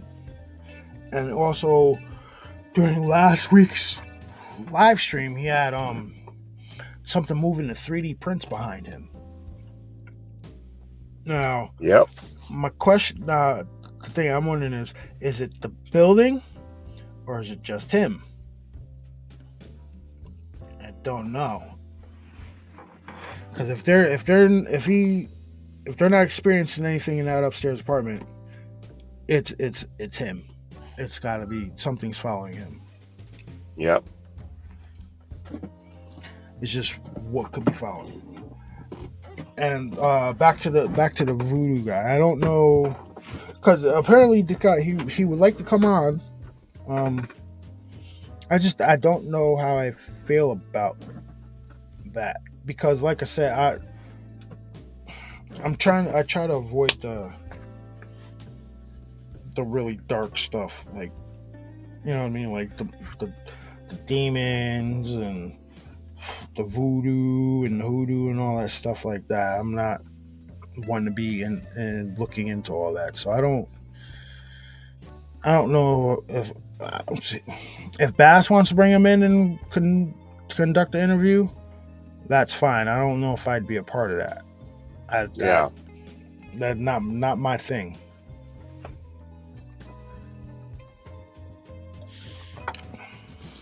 But yeah, it shows. The way the guy does it is what's strange to me. See, I haven't met him yet, so yeah. But the way you hear Bass tell about it, it's a little off-putting. It's like he's forcing himself on the Bass. It's like he's being targeted. Drawn to Bass, being targeted. Like, that's why I had asked Walt about the whole, is there ways of like sending messages and shit like that, and he said yeah. So that kind of made me think about a few things, but I don't know. I mean, maybe the guy could be on the up and up. Maybe he senses something. I don't know, but I know it's some strange shit. Yeah, very strange. Because sure. What if whatever's affecting Bass, the guy's able to see it with the shadows and the other entities, we'll call them. Yeah.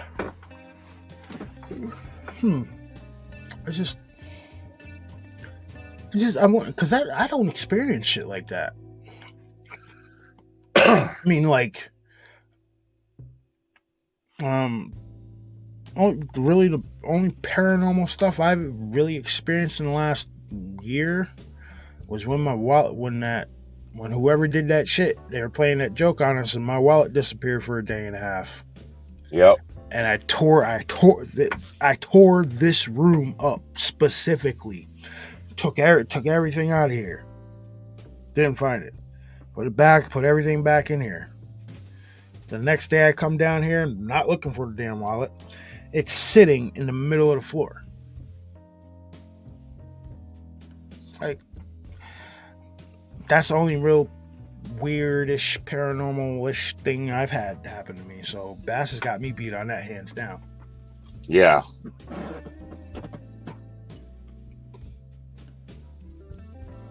Because shit like that, it drives you nuts. And when it's right there, after you've been through there, makes you wonder, what did I drop it? See, and it was on me the whole time, or what?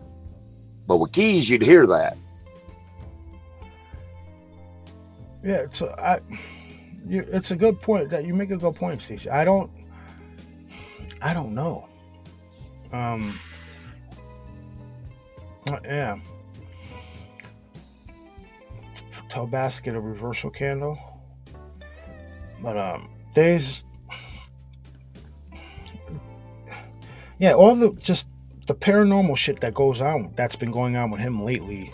I don't experience it. I don't know why. But it's mainly focused on him, and I think it stems back from a few years ago. And so you remember a few months ago when everybody was affected by that weird shit?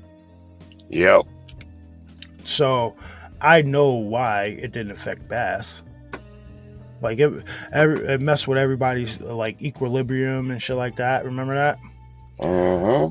I know why it didn't affect Bass. Because Bass is partially deaf. Yep. So his equilibrium isn't there to be messed with. Like, you know right. what I mean? So I think that's why he didn't feel any effect of that shit. Whereas the rest of us did.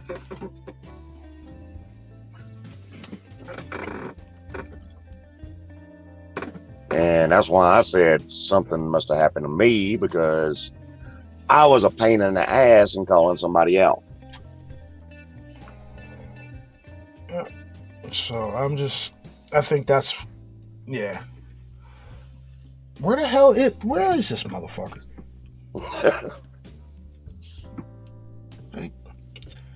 Like, how many times I gotta call you, chump? Like, watch. I'm about to hop in right now. Hold on, hold your horses. Shit. I'm live on there. They listen to you now, yo. What the fuck? I'll be there in a second. Can I make a cup of tea? Damn. All right, hurry up. Yeah. So you got to go a little uppity with him every once in a while. Get your shit together. He's got to have a little Earl Grey to soothe his butt hurt. Oh, I'm gonna mess with him about them cowgirls. How about them cowgirls? They get their panties in a bunch today. They got beat by Philly. By how much? 9 points. You know, for years, I had to end it. For years, though, me and Bass had a ongoing bet, right? That if the Dallas Cowboys won the Super Bowl, I would get a Dallas Cowboys star tattoo. This bet must have went on for like 12 years. Like, legit. Like, and finally I just called that shit off. Like, yo, it's never going to happen. So it's done. And he didn't have to do anything. Like, you know what I mean? The deal was, you lose, you don't have to pay me, you don't have to do anything like that. If the Cowboys win the Super Bowl, I will go get a Cowboys star. Shit never happened. And it ain't gonna happen anytime soon. No. They ain't never going to have a team like they had back in the early 90s. Because that was a really good team back then.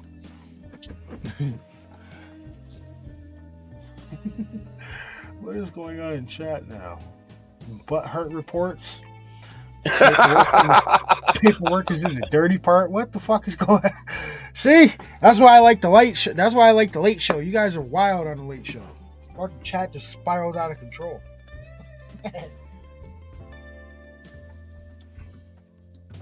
Is that the Aikman days? Yes, I believe so. Yeah. Aikman, Emmett Smith. Deion Sanders. Yep. Shit, tight end. Oh, crap. Michael Irving. Yeah, Irvin. Yep. He got in so much trouble, but was able to get out of it so easy. Mm-hmm.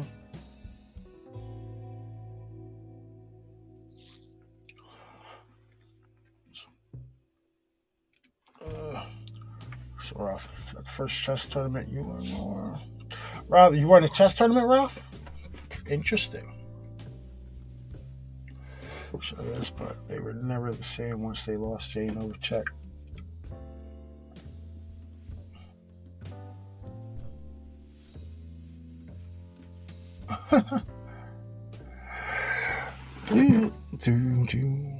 See, what the hell? I just heard somebody out my door. What the hell was that?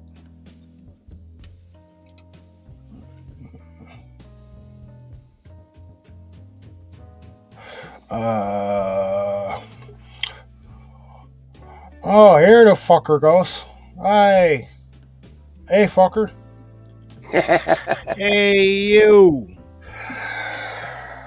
Did you eat your sandwich? No, I haven't eaten that shit yet. Tell me how good that shit looked up. Adam Cowgirls do.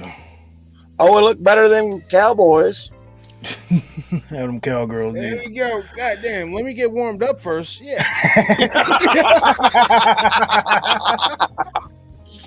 You gotta start digging that knife in deep early. That's all right. Yeah, but what upsets me is the fucking Giants are better now. And the Jets. The Giants and the Jets both have winning records. That hasn't happened in God knows how long. Yeah, I was just telling everybody about the bet that I had to end with your ass about the Dallas Cowboys star. Yeah, whatever. See, that's his response to it. Yeah, whatever. Did you ever see freaking Baby from Cash Money? He got that big red star on his forehead. Yeah. He would have that shit. No, I said I would get the Dallas Star. You didn't get to specify where it went, motherfucker. So we're gonna start that. I would have got it, but it would have been in a spot and nobody would saw it, like on my ass cheek or something.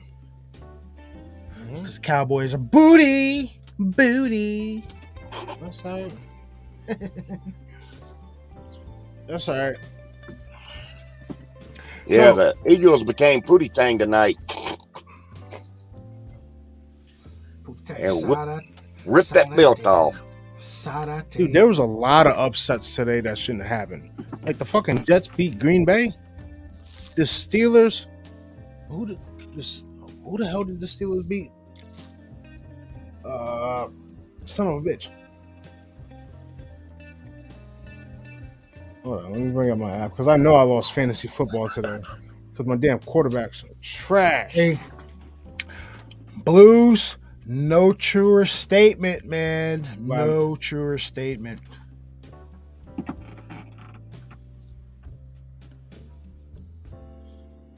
But Blues, what happened to betting that way when it came to the Roma era? Romo sucked too. I wouldn't say he sucked, but he was a better than average quarterback.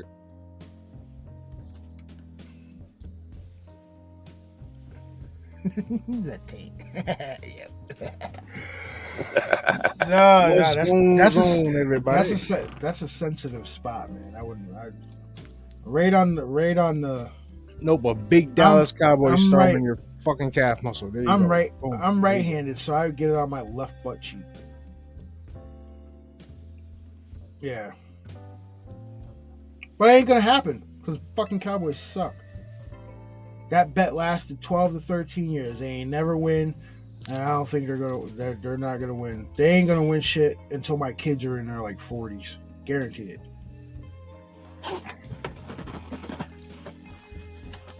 I just call it how I see it. Listen, What? man, I didn't hop on here to freaking be attacked. You hear me? We're not attacking you. You understand what I'm saying to you right now? We're not attacking you. We're attacking the bum ass. Or shit. Come on, man. You attacking the bum ass Cowboys. Don't get mad about it. Dude, it was fucking 20-0. It was damn near 20-0 and a half. I'm like, really? All right, yeah, we lost this one. Defense didn't show up to play.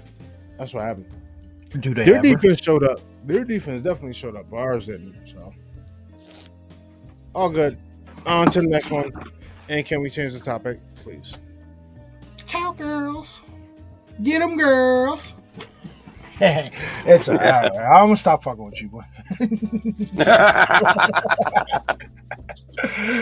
Oh, 2 hours later. all right. So that's back. Look, All right, we're I'm gonna. tired. I'll hop off in this bitch and go to sleep. Go eat half my sandwich and go to sleep. Don't play with me, man. So Play on me like play on my emotions. I'm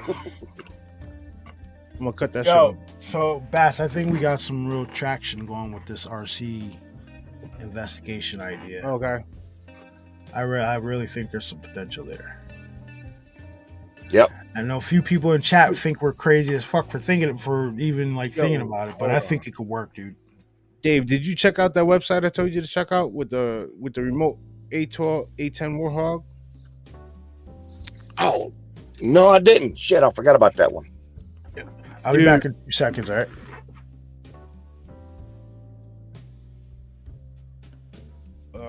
What the hell was it? I lost the paper it was written on too. Son of a bitch.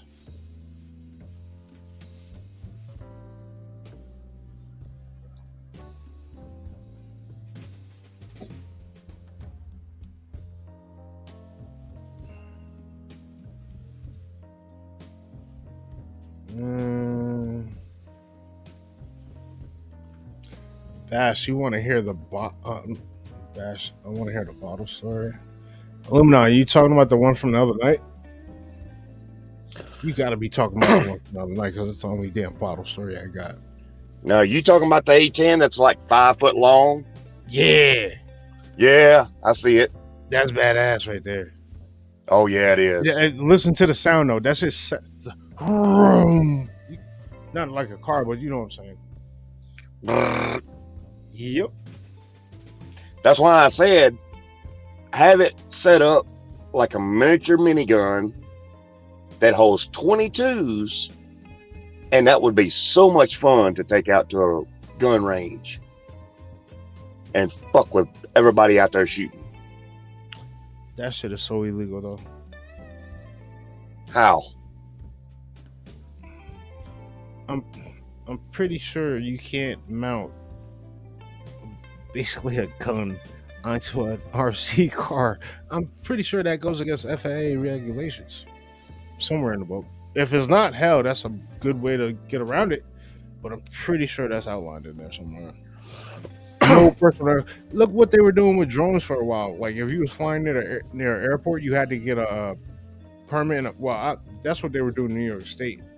Yep. You had to get like a permit or a pass or something and let them know exactly when you were going to be flying it because people are idiots. Yep.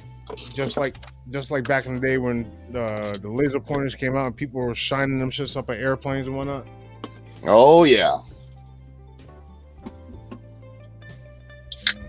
Then with the drones. Oh, wait. Did you see that Alabama lost? Roll Tide lost. I heard.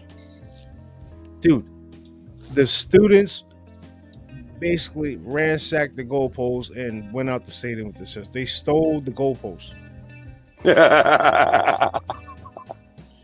In other words, they did just like Ole Miss did. I think it was like 10 years ago. Ole Miss beat Alabama, and the students went out and tore the goalpost down because it was such a big upset.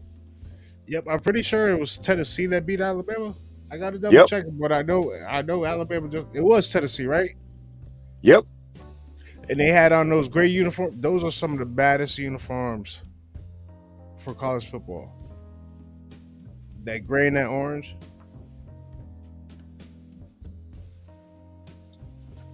But Oregon, they got some nice shit coming out for their game on the 22nd. It's like all black and it's got like a hot. This shit looks like because it's for breast cancer month, but it's all black with like a neon pink type like lettering on it.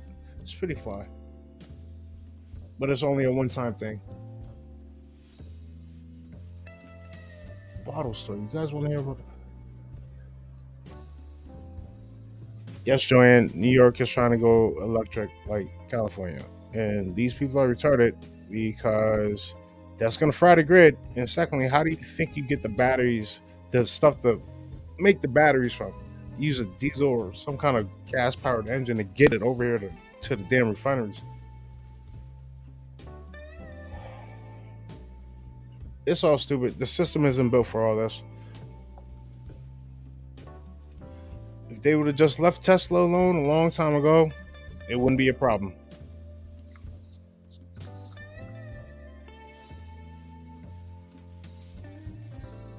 $52.40 died. Yep. Tennessee. I was just looking at it.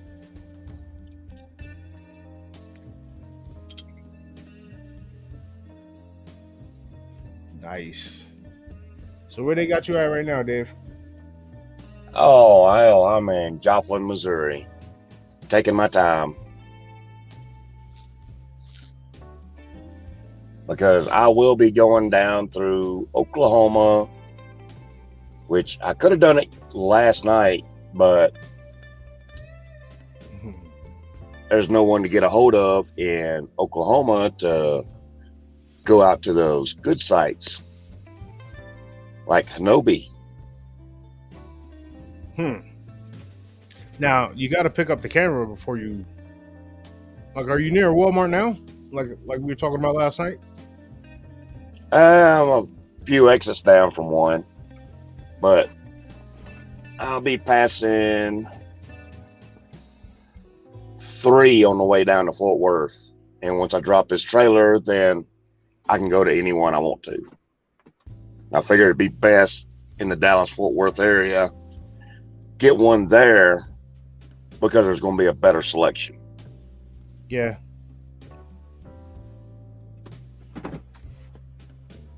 Plus, with the malls and Best Buy, I can always go by there. To tell you the truth, you'll probably get it cheaper at Walmart. I'm not gonna lie to you. Oh, yeah. Like, if you want to get like the brand new one, I think it's like the GoPro 12, but it basically does everything that the GoPro 8 does. Like, my GoPro 8 has like touchscreen and all that stuff, but I'm not paying like $600-700 for a camera. Hell no. If I'm gonna do that, I'm gonna get an actual, like an actual filming camera. If I'm gonna pay that much for something. Yeah. I'm just going to find cheap ones to try. So, I sent you the picture of the one that I got, the Vivitar, I think it's pronounced Vivitar. That was like $49.99 at Walmart. Then you could get straps and all that stuff for it. Bass, the GoPros that you the off-market GoPros that you have, the off-brand ones, how much did they run you on eBay? What, a few years ago? Yeah, the ones that you have, not the legit GoPros, the cheaper ones. On eBay, anywhere from 20 to 60 bucks. No, anywhere from 30 to 60 bucks. Let's see what I'm saying. Like, so if we potentially lose a $20 to $30 little GoPro, Listen, you're gonna pay more for the memory card than you are the damn camera. I believe it. No, but what we're saying is what we're thinking about how to set it up, right? So you know the Jeep truck that I have, the rock crawler. Okay. I think I know what you're talking about. This one. Oh yeah, the one that you ain't finished yet. No, this one's finished. This is the Jeep that I don't use. Okay, what about it? So what we're talking about doing, right? This is the front of the car. This is the front of the car. You take a cheap phone, like a cheap wireless, cheap burner phone, right? And you set it up so that it could live stream to say one of our channels, right? You got this phone You got this phone going in front. Well, yeah, you can get one of those just at freaking Walmart for $50. You get a straight talk phone. Yep. You go. Yep. Then you put a GoPro on this side. You put a GoPro on this side, and then you put one on the back here, and you turn those all on. That way, you got a lot. That way, it's and you moving. know what? Hear me out. Hear me out. That way, when it's moving forward, the camera facing forward is catching the live stream as it's moving everything forward. Else is, okay. Everything else is the cameras on the side are catching anything that comes to the side, right? Now, in the middle of it, what you do, I would hook up a little tray, and then what you would do, you put a Bluetooth speaker on it so you could call blast stuff out of it, right? You know those those chargeable battery packs that we have, like that little pink one you got. Well, yeah, I got the. Yeah, you take two of those. You place those on. Dude, you don't even need that. You just fit. I'm not turning my camera on tonight because I'm pointing at my desk and I don't want shit to start moving again. But I showed Dave the battery pack that I got. Give him $15 for this shit, man. But listen, hear me out. You take two of those. Kinda heavy though. You take two of those. You plug one out. You have one on this side, one on this side. That way, it's sending. That way, it keeps that phone powered, and it sends power to these to the other cameras and to the Bluetooth speaker, right? And then you send this, and then you upgrade the receiver and the transmitter so you can get some distance, and then you send this thing into the woods with lights and shit on it. Yeah, because you can get those little LEDs out of bright as shit. Yeah, you send this into the woods, and you, like I said, you could set that like with certain transmitters like this. They have some of them they have like a touchscreen, like the one I have for my drift car, and you can use the auxiliary settings and set up whatever you want on the truck. So you could take this and set it up so that your lights flip on when you hit a button on your receiver. You know what I mean? Meanwhile, you're sending this thing out there a few hundred yards away from you. It's catching the live stream. Plus, it's safe. We can have we could put a small FPV camera on there, so you can sit there with a headset and watch and use that also. Right, and then we'll set up something so that we could send that stream to cloud service or something like that. Yeah. Well, that like I was saying, like if you used to go the straight talk way for like, you just buy a card, $45, right? No, but we're talking about data. Hold on. It's unlimited data, and straight talk phones run off Verizon, but for some reason, straight talk phones have better service than Verizon. So you might actually be able to get that shit a little deep in the woods and still have a signal to broadcast it back to the live. Well, we're talking about like, say the shit gets snatched up. You know what I mean? That whatever you have recorded has been sent to the cloud, to a cloud storage. That way it's backed up. Yeah. because and then like we talked about a little bit earlier. What if you're trudging one of these little things around, right? It's got you got your camera set up on all four sides, you got your call blast and shit, and you catch this thing getting fucking grabbed and slammed and broken up and everything like that. That potential camera in the front just caught that shit. You're probably not going to see those cameras in the back again. But whatever that camera that in front that caught it during the live stream, you can have that information sent to the cloud, and then you have that evidence of this thing being potentially, because what out there is going to pick this thing up and slam it?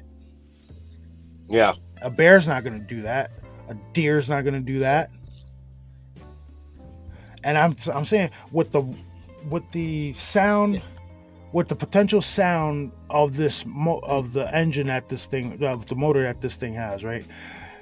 You get this thing trudging along. It has the little buzzing from the engine, and it's rustling around in the bushes and shit like that.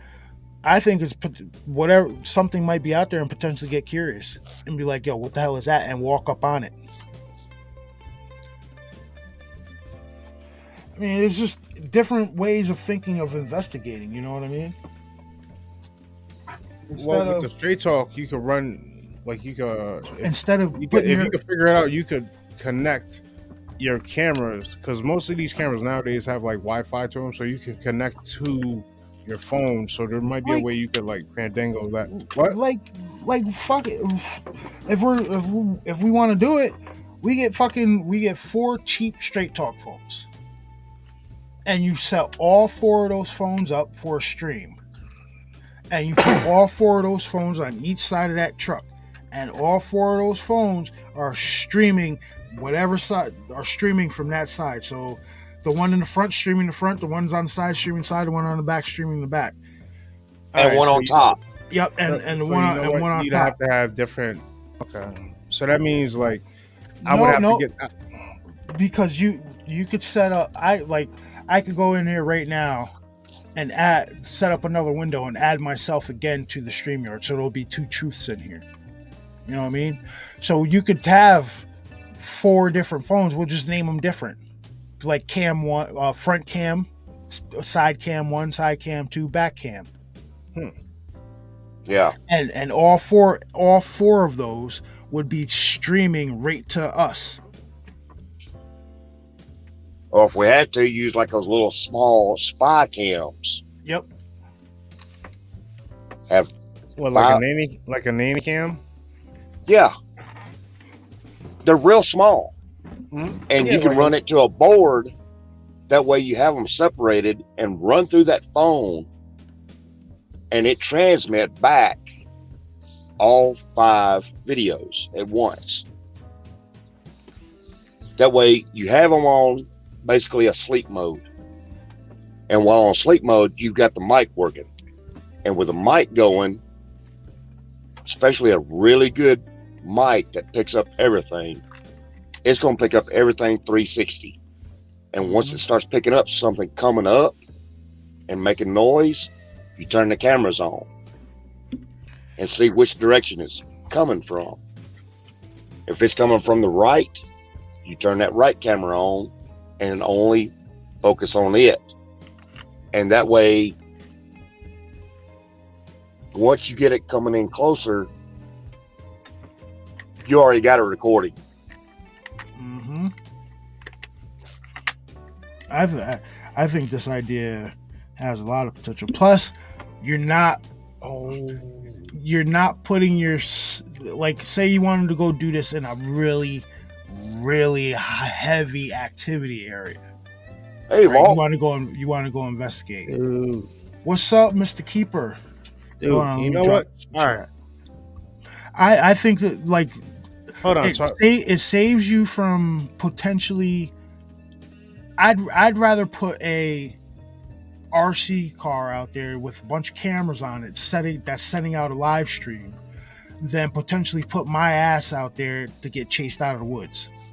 Because like I told everybody before, I'm not fast anymore, man. I walk with a limp. Yeah. All right. So,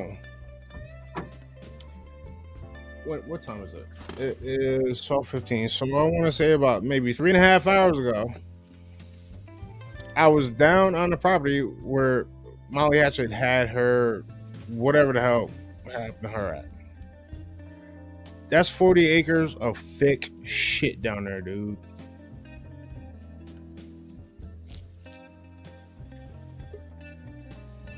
Okay. Like that'd be, and I'm pretty sure could get permission to go on that property too.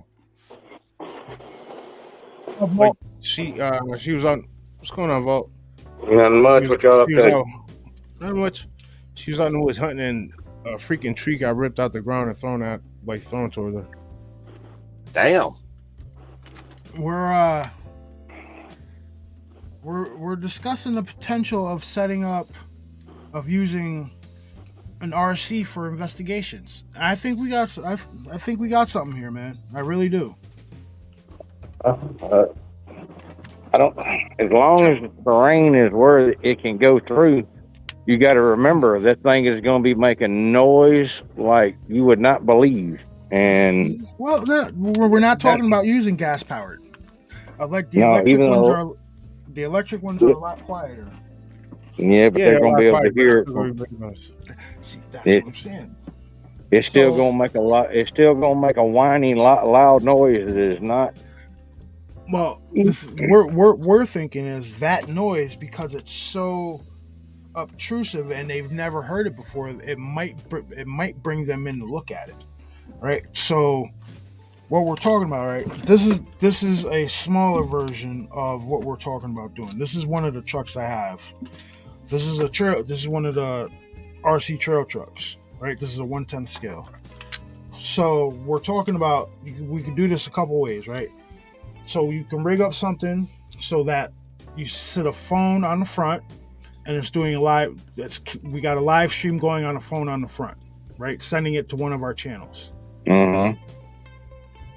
Now on the sides, you could either put a GoPros on the sides, or we can go and do it another way.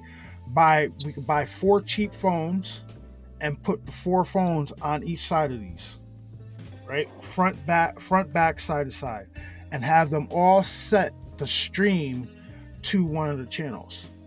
Another thing that I want to tell you, you're possibly going to want to do is put one of those locator chips on the inside of that RC car because I got a feeling you're going to lose your car. Of course. Yeah, the little Apple tags. But you put 4 cameras or 4 phones conducting a live stream rig it on this thing, right? And then right here you rig a little plate. You put extra battery packs like those portable charger packs. Yeah. Put one here. That way it keeps those phones charged, right? Another little on top of the little plate, you put a speaker, and you can use that to potentially call blast whatever or sound out, like play that baby crying noise or whatever you want to try. Yeah. I think the potential to and then you could also rig up really bright LEDs on this thing also. You have a potential of making them madder than hell. I know that. Well, listen, I'd rather make them matter with one of these than make them mad with me in the woods. How far are you going to be away from that thing when it's operating? See, now that's where I keep. So, have you seen the motherfuckers that fly them big like RC jets? They're like 1/5 scale, huge shits and big helicopters and stuff. You can buy that transmitter and receive. You can buy a transmitter and receiver, and you can get some of those have a distance of 1,000 yards or more. Like they can go really far. Mm-hmm. Or if we could find the transmitter receiver for like a drone, it can go even further. Yeah, up to a mile. So you rig a transmitter and a receiver up that has a really decent range, and with the trail truck, you're not going to kill the battery as fast. You know what I mean? With, I like all the suggestions you're making. I'm going to make a suggestion. Get something that's going to be, as far as you're talking about, also be in your vehicle and with it running and possibly point it the direction you want to get out in gear, because at 1,000 yards, it will take him less than 30 seconds to get there. Yep. And the one that's down there at the RC car ain't the one you're going to be worrying about. Oh, yeah. Yeah. Oh, believe I'd be sitting in the car with the car running already. All I would do is take that little motherfucker. Just remember, I seen one of these things in a field, jumping fences, keep up with a truck doing 50 miles an hour. Yep. Like, all I would do, I turn that little motherfucker around, stick it out the door, take it off, and I might drive away a little bit, get the hell out of the area a little bit, and then go from there. Because they sell the first person view cameras. But Oh, go ahead. We're up here and we're at the temporary place right now. We're still waiting for the other place to get available. We were going to go down to the farm today, and Jeremy had some stuff that was going on, and by the time we got down there, it was, dude, I still wore out from the trip up here. I didn't feel like driving 2.5 hours one way and 2.5 hours back the other way. Yeah. Plus then running around out in the woods. But like I said, we're at the temporary place for right now. All right, so I mentioned. Yeah, we're closer to y'all. I mentioned in the stream earlier. So I was like, well, if I don't know if you're gonna go back and listen to this or whatnot, but just give you fair warning. At some point next year, me and Bass are making a trip down there. We're gonna spend a week hanging out with your ass. Come on. I'm already setting stuff up. Yep. We got in probably 40 days, I got to make a trip back down to Florida to pick the rest of our stuff up. But I know Pop said he was going. I don't know if Mr. David's going to be where he can go, but we're going to make a get-together trip down to Florida. Nice. Yeah. I want to make sure I can. Oh, yeah, it's going to be fun. Yeah. So, I'll tell you after a while why it's going to be so fun.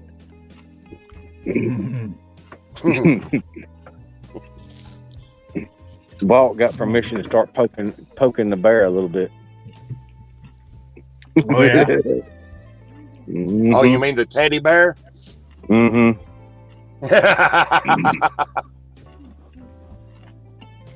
And now we're in my neck of the woods, so. Yeah, dude, I didn't realize Memphis has done got as tough as it's done got. Oh yeah. Yeah, Illumina. Yeah, we would earlier in the stream we did mention putting one on top also. Well, what you do is you get you one of those 360 rigs. Mm-hmm. They make a 360 camera and stick that sucker right on top. Like, I know it. The security camera. I know it kind of sounds out there, but I think if done right, I think there's potential for this. I say you use if you got a wide enough area, use a drone, because it's not going to be able to get to it as easily, and you can maneuver it better. Listen, I can't fly a drone worth of shit, so that wouldn't be me. Yeah, find my shit, man. No, this ain't no laughing matter. It's in my closet. It's in the closet somewhere. Walt actually suggested that earlier, using drone, and if we can get the thermal imager on there that transmits, look around the area you're at and the area you're gonna have the RC at, Bash, you're worried about that damn drone. The thing probably doesn't work, dude. So chill out. No, it doesn't. Wait. All it needs to do is get charged. That's it. I'm telling you. That's it. I doubt that. Find the shit. Find the shit. Find it. Well, a drone like we're talking about using, you're talking about the low end $6,000. Yep. I don't know, man. My shit flies pretty long. My shit got like a 45-minute fly life, and it goes. Well, I'm talking about to have a thermal camera to go on there is about $2,000. Yep. One that's going to pick up at a distance. See, a lot of these thermal cameras that a lot of people are using they're not using it the way it's supposed to be being used. That's the reason why you don't get good. They're meant to find hot spots in houses, and fire department's got one that uses to find hot spots like bodies. But you're talking about the max on most of these, the big ones, the handheld ones. You're talking about the max on it. The range is only like 15 to 20 feet. After that, it's the reports you're getting back from because I done looked into all this. The reports that the camera's getting back can be,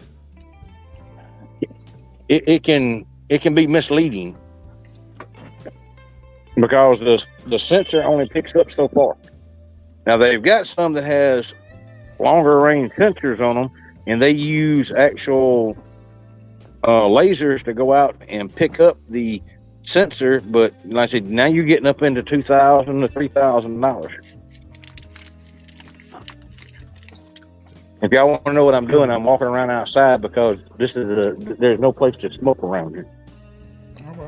Well, we figured that. Yeah, I did.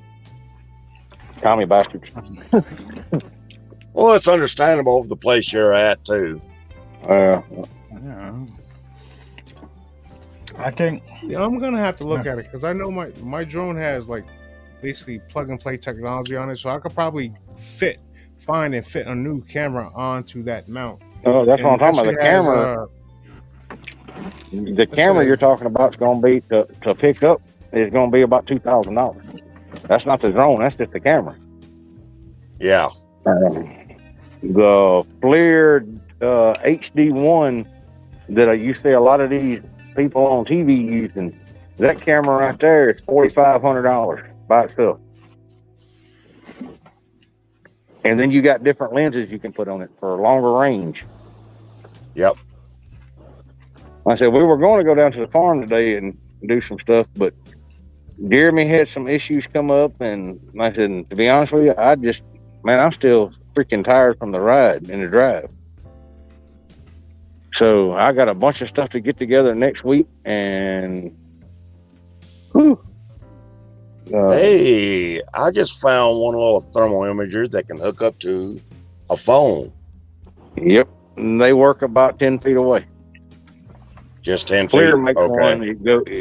If you look on there, it'll tell you the distance, operating distance. That's what you got to look for. I almost got one of those back last year, and then I got to look, and I was like, I don't plan on being that fucking close. Being that close, you don't need it. No. Because you'll feel his breath. Oh, yeah. You're going to need a thermal imager to figure out which body part to find.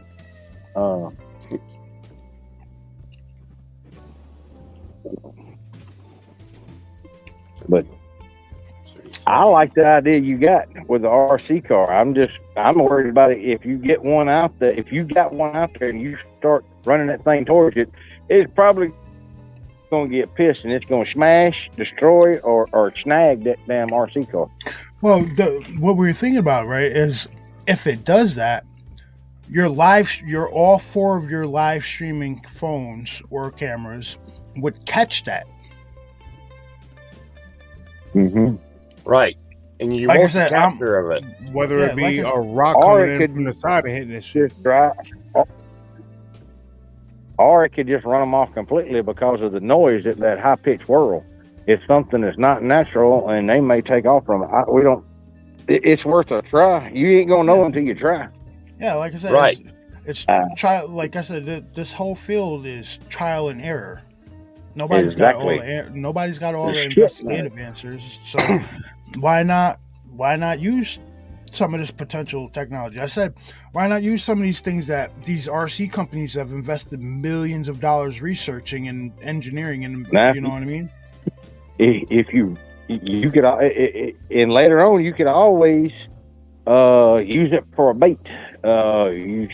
I can put some scent on that thing to make it smell like something that's running around on the ground, and they may come in to figure out what the hell it is. Mm-hmm. Yep, we already thought of that too. like I believe if you put a speaker on it, right? I think if that's what, depending on what sound you played and how loud you played it, you might be able to drown out the whine of that that motor. Because like I said, if it's one of these crawlers, it's not going fast. It's not gonna be, you know what I mean? So it's not. You let it go slow and it keeps the noise down. Yeah, that motor's not gonna be whining and crying like that. I think it's worth a try. All thing can happen is it don't work, or it does work. I said, yeah, there's not enough out in this. Like I said, I was just wanting to let you know up front. I believe it's going to get snagged. I about 80% of me think so too. But if it did get snagged, hopefully, potentially one of those 4 streaming. I just thought of an idea. If it does get snagged, a way to make it drop it. All we got to do is take one of those cheap tasers, put that silver tape over the body, crossing it, and having it fixed where you can put another switch in there to remotely activate that damn taser. And if it gets picked up, you hit that fucking taser, and I guarantee you, with 70,000 volts, it's gonna let it go. Yep. I ain't gonna tell you what condition it's gonna be in, but it'll let it go. But that'll be as you get the images, it'll be worth it. Yeah, because all you gotta do is put another servo motor to hit the button on the taser, and you can pick those. If you're buying RC cars and RC parts, there ought to be a way to put another servo on there for it to activate. I got like 10 I got like 10 random servos laying around my house. Well, you can buy one of those 70,000 watt tasers for, I don't know, like $40. Yep. And it ain't got you put it in there, and like I said, if the car all of a sudden stops responding, or you see it get picked up, hit the fucking taser. Yeah. And it's gonna drop it. You may still go kick that some bitch, but I guarantee you don't hold on to it no more. And that's why we got them. That's another reason why I said you have a good mic on it to listen for anything coming up to it, and be ready, and have every camera on.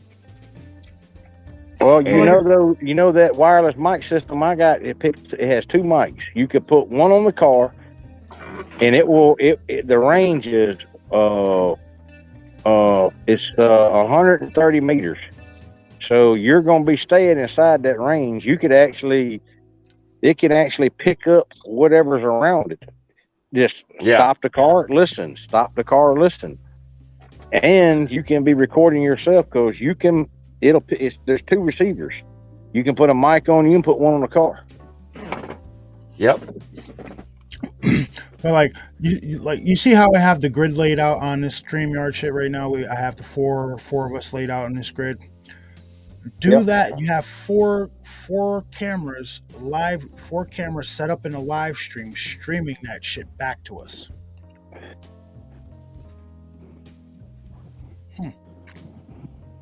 I think there's some potential here. It could work. I think if done, there's a lot of potential there. I think if done right, you can catch pretty good. Josh, put a pound of. I can't see chat. So. There you go. The next thing I'm trying to figure out is how to get I want to get at least, all right, everybody that goes out with me, I want to be able to put a camera on that, like if we're live streaming, it pops like this. Everybody will have a camera, everybody will have a mic, and it goes through like this because the team I've been wanting to build is fixing to come together. Because I'm in the area now where like Pop is like 3 hours away from me right now. Jeremy's 2.5 hours away from me.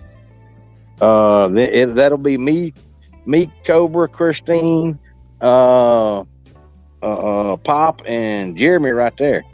And that ain't counting I get Barry to bring his butt up here. Yep. Or we go down to the farm. But I'm telling y'all, the farm is way more active than Mr. David and Jeremy didn't even go over probably 10 acres. And I forgot how many. I think it's 200 and something acres out there. Yeah, we didn't do really 3 acres. Probably. We didn't even go past that ditch. See there? And I can send you a screenshot of the whole thing, and you're gonna be like, "Holy shit!" Yeah, because I got an app on my phone that's got the outline of the property line on it. Yeah, Onyx. I use I forgot it's a hunting app that I use, and the reason why I use that hunting app is because let's say I put a trail camera out. And I want to be able, for not just me, or if I need to, I can send you the location on the hunting app. You can go back and find every one of those cameras. I can, if I come across tracks, I can mark it as tracks. That's why I use it. Fan locations, everything. Onyx is that hunting app that does that. It may be Onyx. I know it's Hunting America or something like that. But I use it a lot. He uses it a lot. The other thing is, if you get the paid one, it don't make a difference where you're standing. You can be standing somewhere, and it'll tell you who owns all the property around you. It'll give you all the property layouts. Well, it does. Well, I know one place that we're going to be going this next week because I've gotten several reports in the last couple of years out of there is Shelby National Forest. Ooh, right beside the Mississippi River. Yep. Matter of fact, there's an island out there that is that I know of 2 hunters that have been run off that island. So. Not only there, right there on the river, just south of the of that island. Where the chemical plants are. Yeah. There's been sightings down there. I probably got them inside. I've been having to go through and unpack and find all my stuff. So, but like I said, that's next week. I got a busy week starting to freaking March. Because Christine starts her new job at the Children's Hospital the 24th. So we got a bunch of stuff because she wants to get involved with a lot of this. And I know I got 9 cameras I'm going to put out.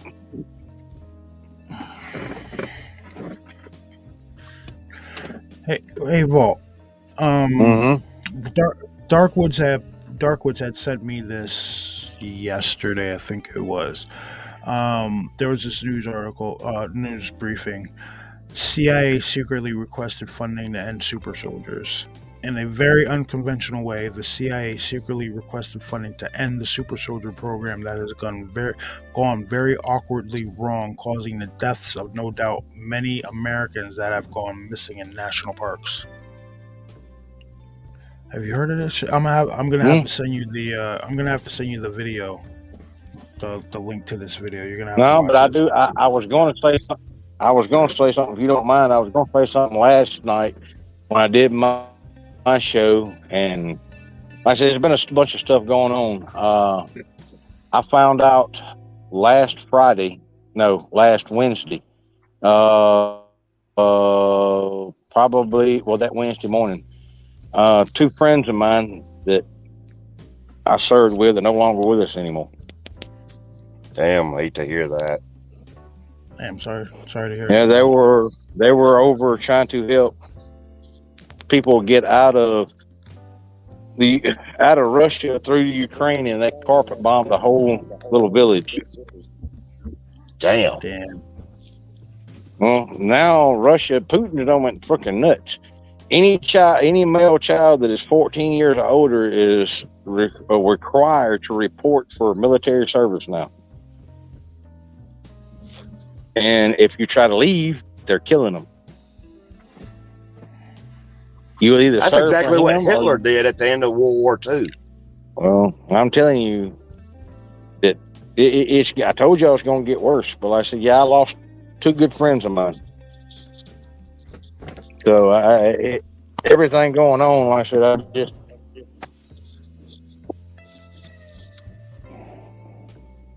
Like I was going to say something last night, and it wasn't T and N, was it? I ain't gonna say their name. Yep. It was? They're no longer with us. Yep, damn. They're no longer with us. Fuck, dude. Her mother got a hold of me and told me. Wow. Let's put it this way, I'm the last one of our unit that is alive. Damn. So the super soldier program, I don't know. I don't know who. All I know is the 14 of us that started out, and it wasn't called that. It was called Project Granite. I know I'm the only one of 14 people that went through Project Granite that are still alive. Damn, man. I'm sorry. I'm sorry, Walt. Well, thank you. Well, this is the thing. That was as far as I know, that was the beginning of that program. What did they do after they found out what they wanted to find out from us? Where did they go from there? Because y'all seen some of the stuff I can do, and I've heard stuff that other people can do that are way more.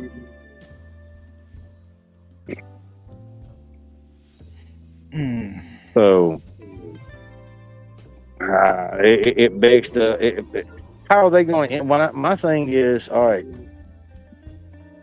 I know certain stuff, but how are they going to end this program? What are they going to? What is their object of ending it?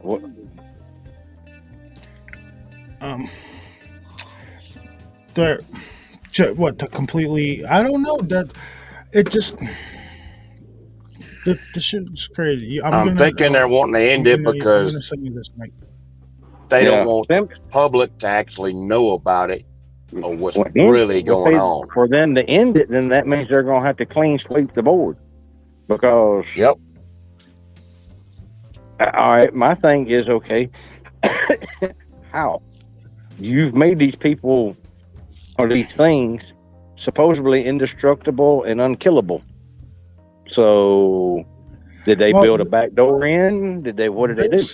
This video goes into that what these things were a mix of creatures, a mix of different animals and human.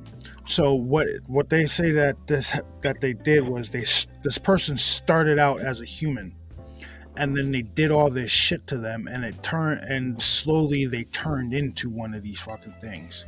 And they said they were military volunteers, which when I heard that part, I said military volunteer, military tactics. I said, holy shit, that kind of makes sense with what Vault fucking got into it with. Because you said that thing had to be trained with military tactics the way it was acting, right? Yeah.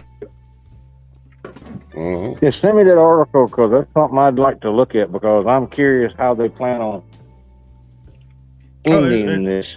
Well, did you see what Japan just okayed? What now? No. Did you see what Japan just okayed? What did Japan just okay? Nope.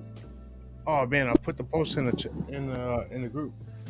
All right, so it is now legal for them in Japan to make animal-human chimera hybrids. Yeah. They've been doing stuff like that for years. Oh, I know People that. that didn't I know know. that. Like under the table, they've been doing that shit, but they actually just legit got permission to do that shit. If you want to know, and I thought it was kind of crazy because I didn't finish watching it, but me and Christina were watching Morbius, and some of the stuff they put on there, I was like, I can't believe they're letting this out, because what they showed on there is exactly what they've been doing for, I know, the last 30 years. They build ships that look like regular cargo ships and stuff like that in their and international waters. The same laws that apply on land do not apply out there. They can get away with doing. They did all kind of experiments out there, and if you got too close to them damn ships and didn't get away from them, you didn't last very long. I think I just sent you the video. All right. But yeah, when I heard that part about it being about these things starting out as human volunteers and then being transformed into this shit, and when I heard that the military, I was like, military tactics, it was like being trained military. I was like, what the fuck? That made sense. I told y'all. Well, I'm telling you, whatever attacked us was not. It wasn't. It was trained. Because of the stuff it did. They go into how the first generation of these things were tagged and everything like that, and they were able to be tracked, and then they made it so that they were able to reproduce, and the ones that were reproduced, you can't track those ones.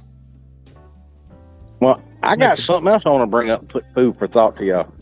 Because people talk about, well, Bigfoot is more human-like and everything. This goes back to what I was talking about earlier. The reason why people can't find them is because they put too many human traits on them.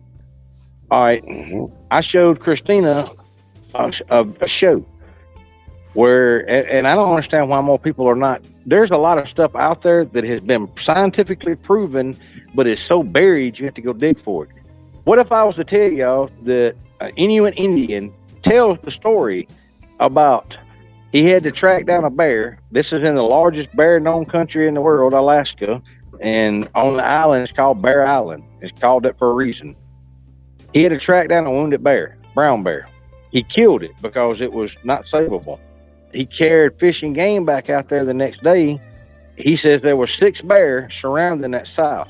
He said they each got on the sides of that sow, picked it up, and carried it over a hill. So they followed to see what the hell was going on. Them things had dug a hole, placed that bear in a hole, and then covered it up. Why do you think you don't find bear bones in the woods? If bear can do that, why can't Sasquatch do that? The other thing is they scientifically proven that there's a bear out there they call grandfather bear. When it's standing on all fours, its back is over 7 foot tall. Now you remember, on its all fours, they got pictures of it. They got its DNA. They said it is mixed with brown bear, polar bear, and the extinct short-faced bear. Damn. That's not nothing else. There's another one that shows.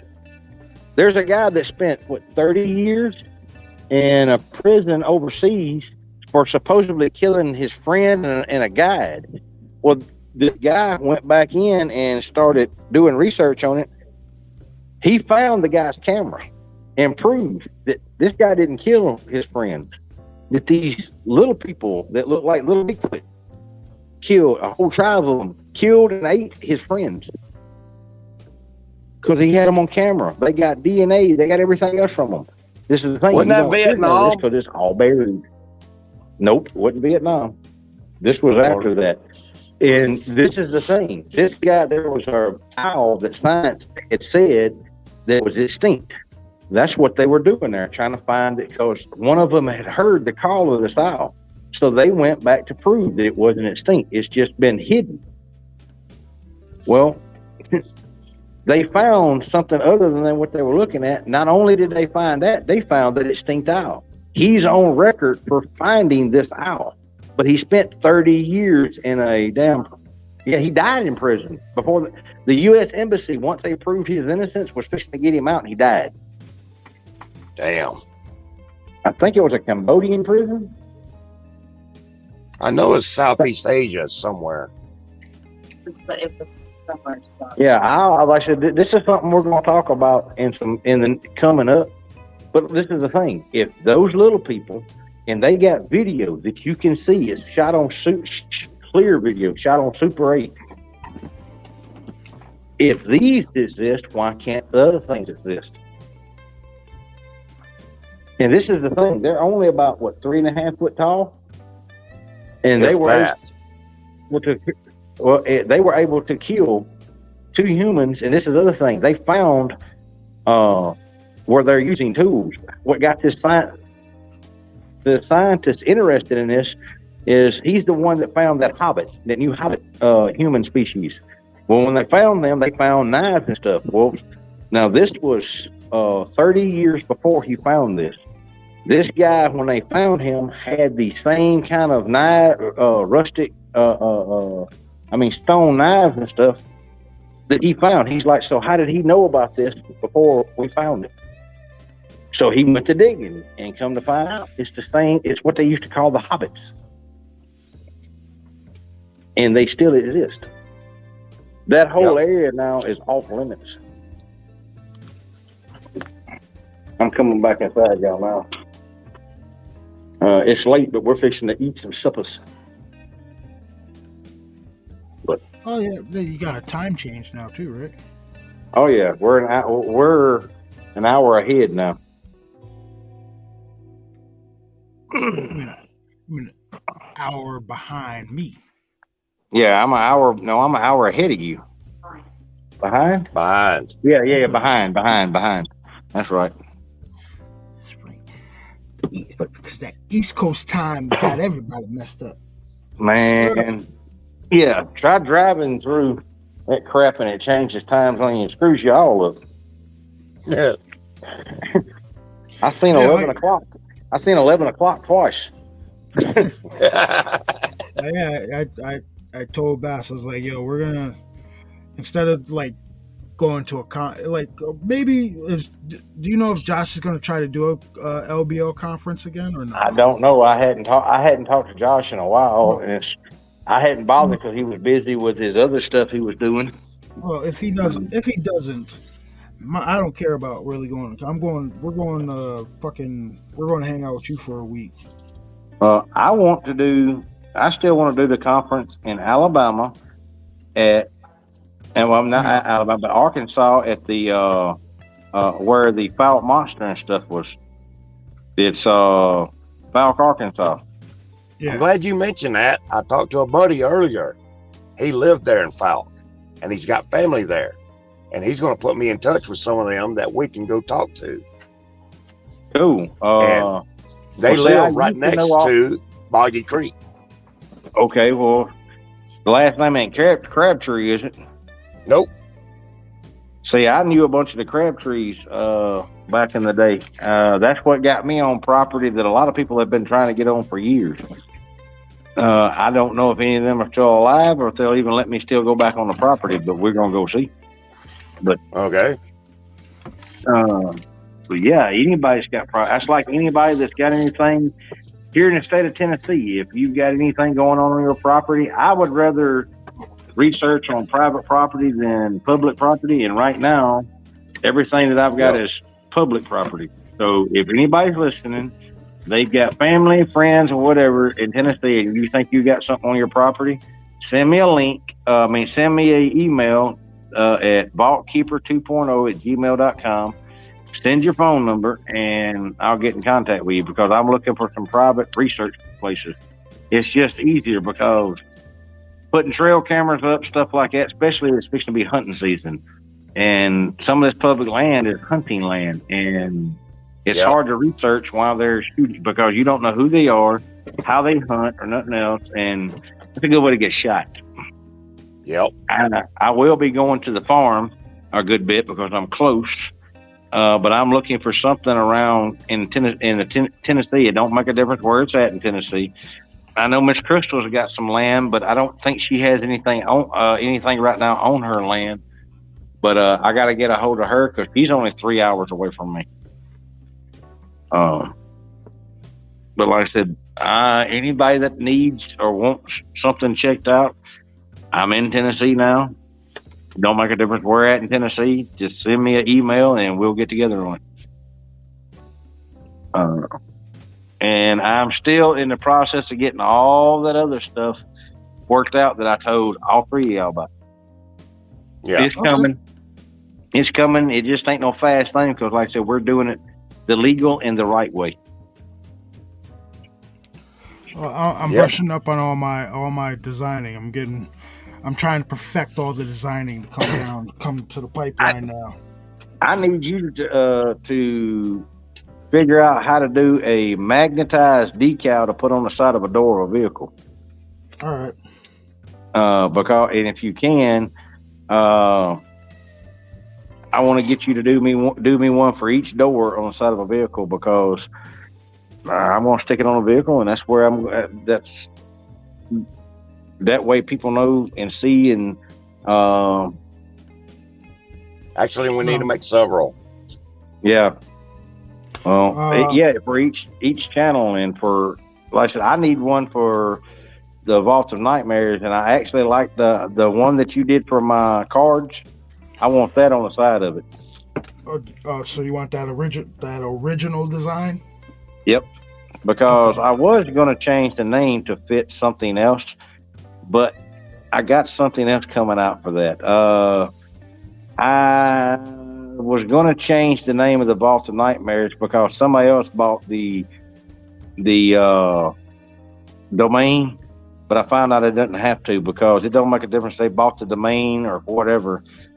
My channel has been up since 2016, so if they want to fight about it, that sounds good to me. I ain't had a good fight in a while. Because YouTube even gave me the, they're doing handles now. The handle I have is the Vault of Nightmares 1. Same thing as my personal UL and all that stuff. So glad y'all bought that domain that you can't do shit with.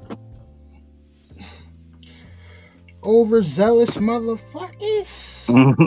Oh yeah, and I know who did it because they bought every version except for 2. And I think it's Vault Keeper Productions is the one that I have now, and it's mine now for the next 2 years. So Vault Keeper Productions is what all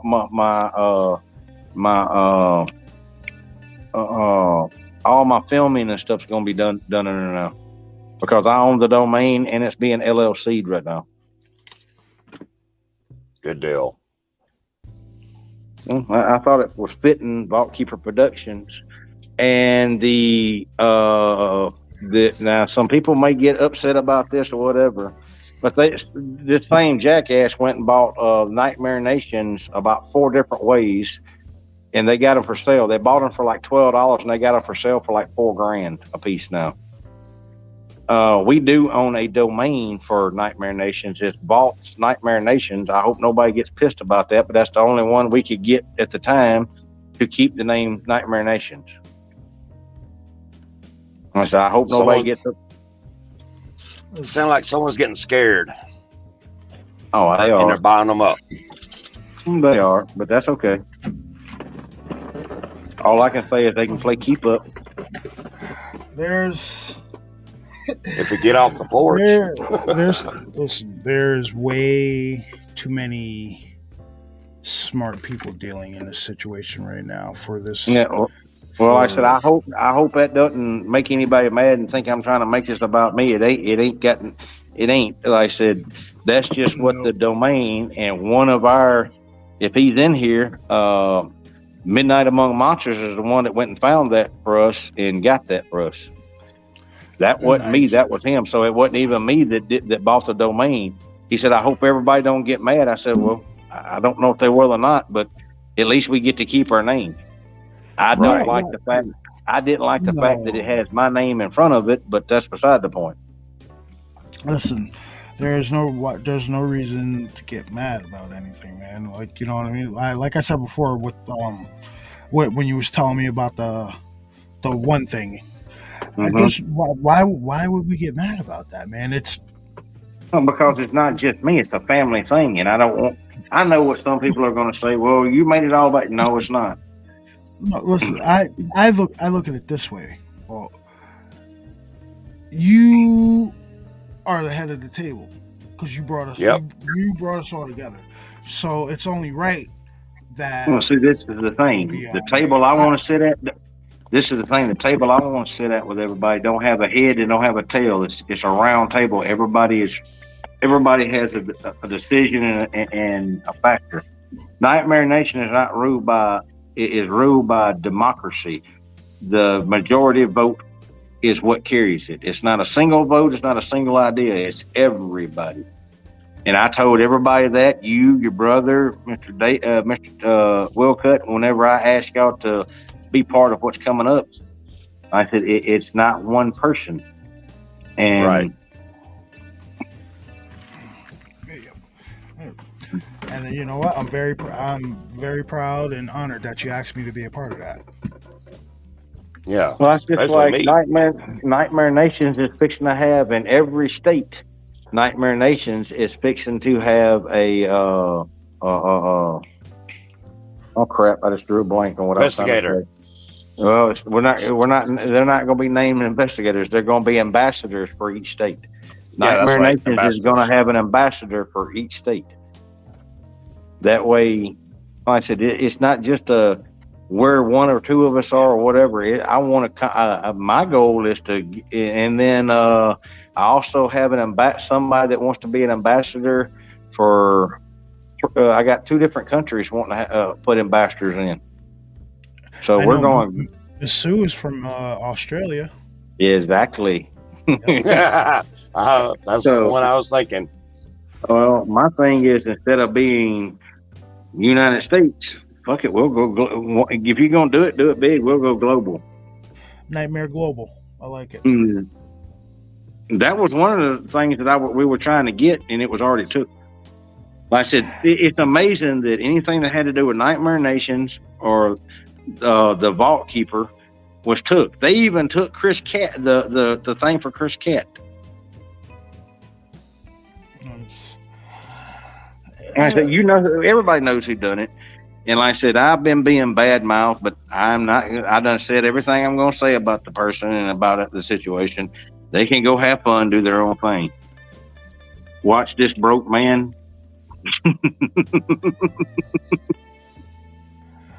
Yep. So You know they're listening. Oh, I know they are.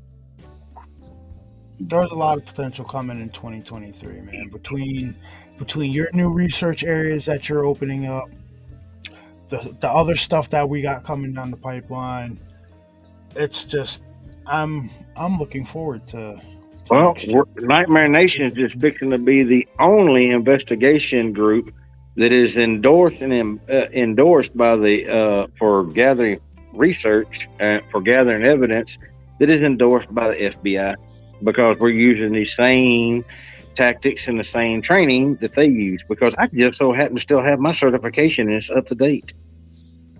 Mhm. I like this. Told y'all I had some things in the works. Yep. Hey, Walt, I thought of something the other day about with all the ambassadors and everything. Worm, Yeah. I like that. We all get certified in medical training. Dude, I'm certified in that already from my jobs. I'm CPR certified, I'm med certified, I'm all that shit, dude. That'll be good if anybody wants to do that. But each state has their own way of certified. Yeah, Right. The biggest thing is if you like Bass, since he's certified, he can actually train. He can actually train Bass. He can train anybody else. You just won't have that certification paper, and you don't actually need it. But I said that ain't no problem. Look, I'm trained to patch you up good enough to get you back to somebody else. That's like my med kits. There's a lot of shit in my med kits that I don't have any idea how to use. It ain't for me to use. It's for somebody else to fucking use on me. Right. I'm better at putting holes in something than plugging them up. I can sew you up, but you probably ain't gonna like it. I use that's just like I keep 4 or 5 tubes of super glue. I've used it a bunch on myself. It's gonna be it hurts like a motherfucker when you squirt it in there. It does, but it helps. But it helps. I'm fixing to get off here because I'm fixing to eat before my food gets cold, and I'll be hollering at y'all later. Thanks for letting me in, Truth. Bass, No problem. Mr. No problem. Willcutt, I'll see y'all later. I like your idea, by the way. Thank you. Thank you. Bye. Well, yeah, we've been going for like 3 hours. I think we're gonna end this one tonight. But I am off tomorrow, so we're gonna do another one tomorrow, folks. Sounds good. Mr. Willcutt, part 2 tomorrow. Yep. All right. And yeah, so we'll be back tomorrow. Maybe we'll try to get like a normal themed show going. But I'm really starting to like this impromptu randomness, man. I really do. You guys are wild in chat. Yeah, I love it. Yeah. Yep. So we will check you guys tomorrow night. Later. Have a good one, guys.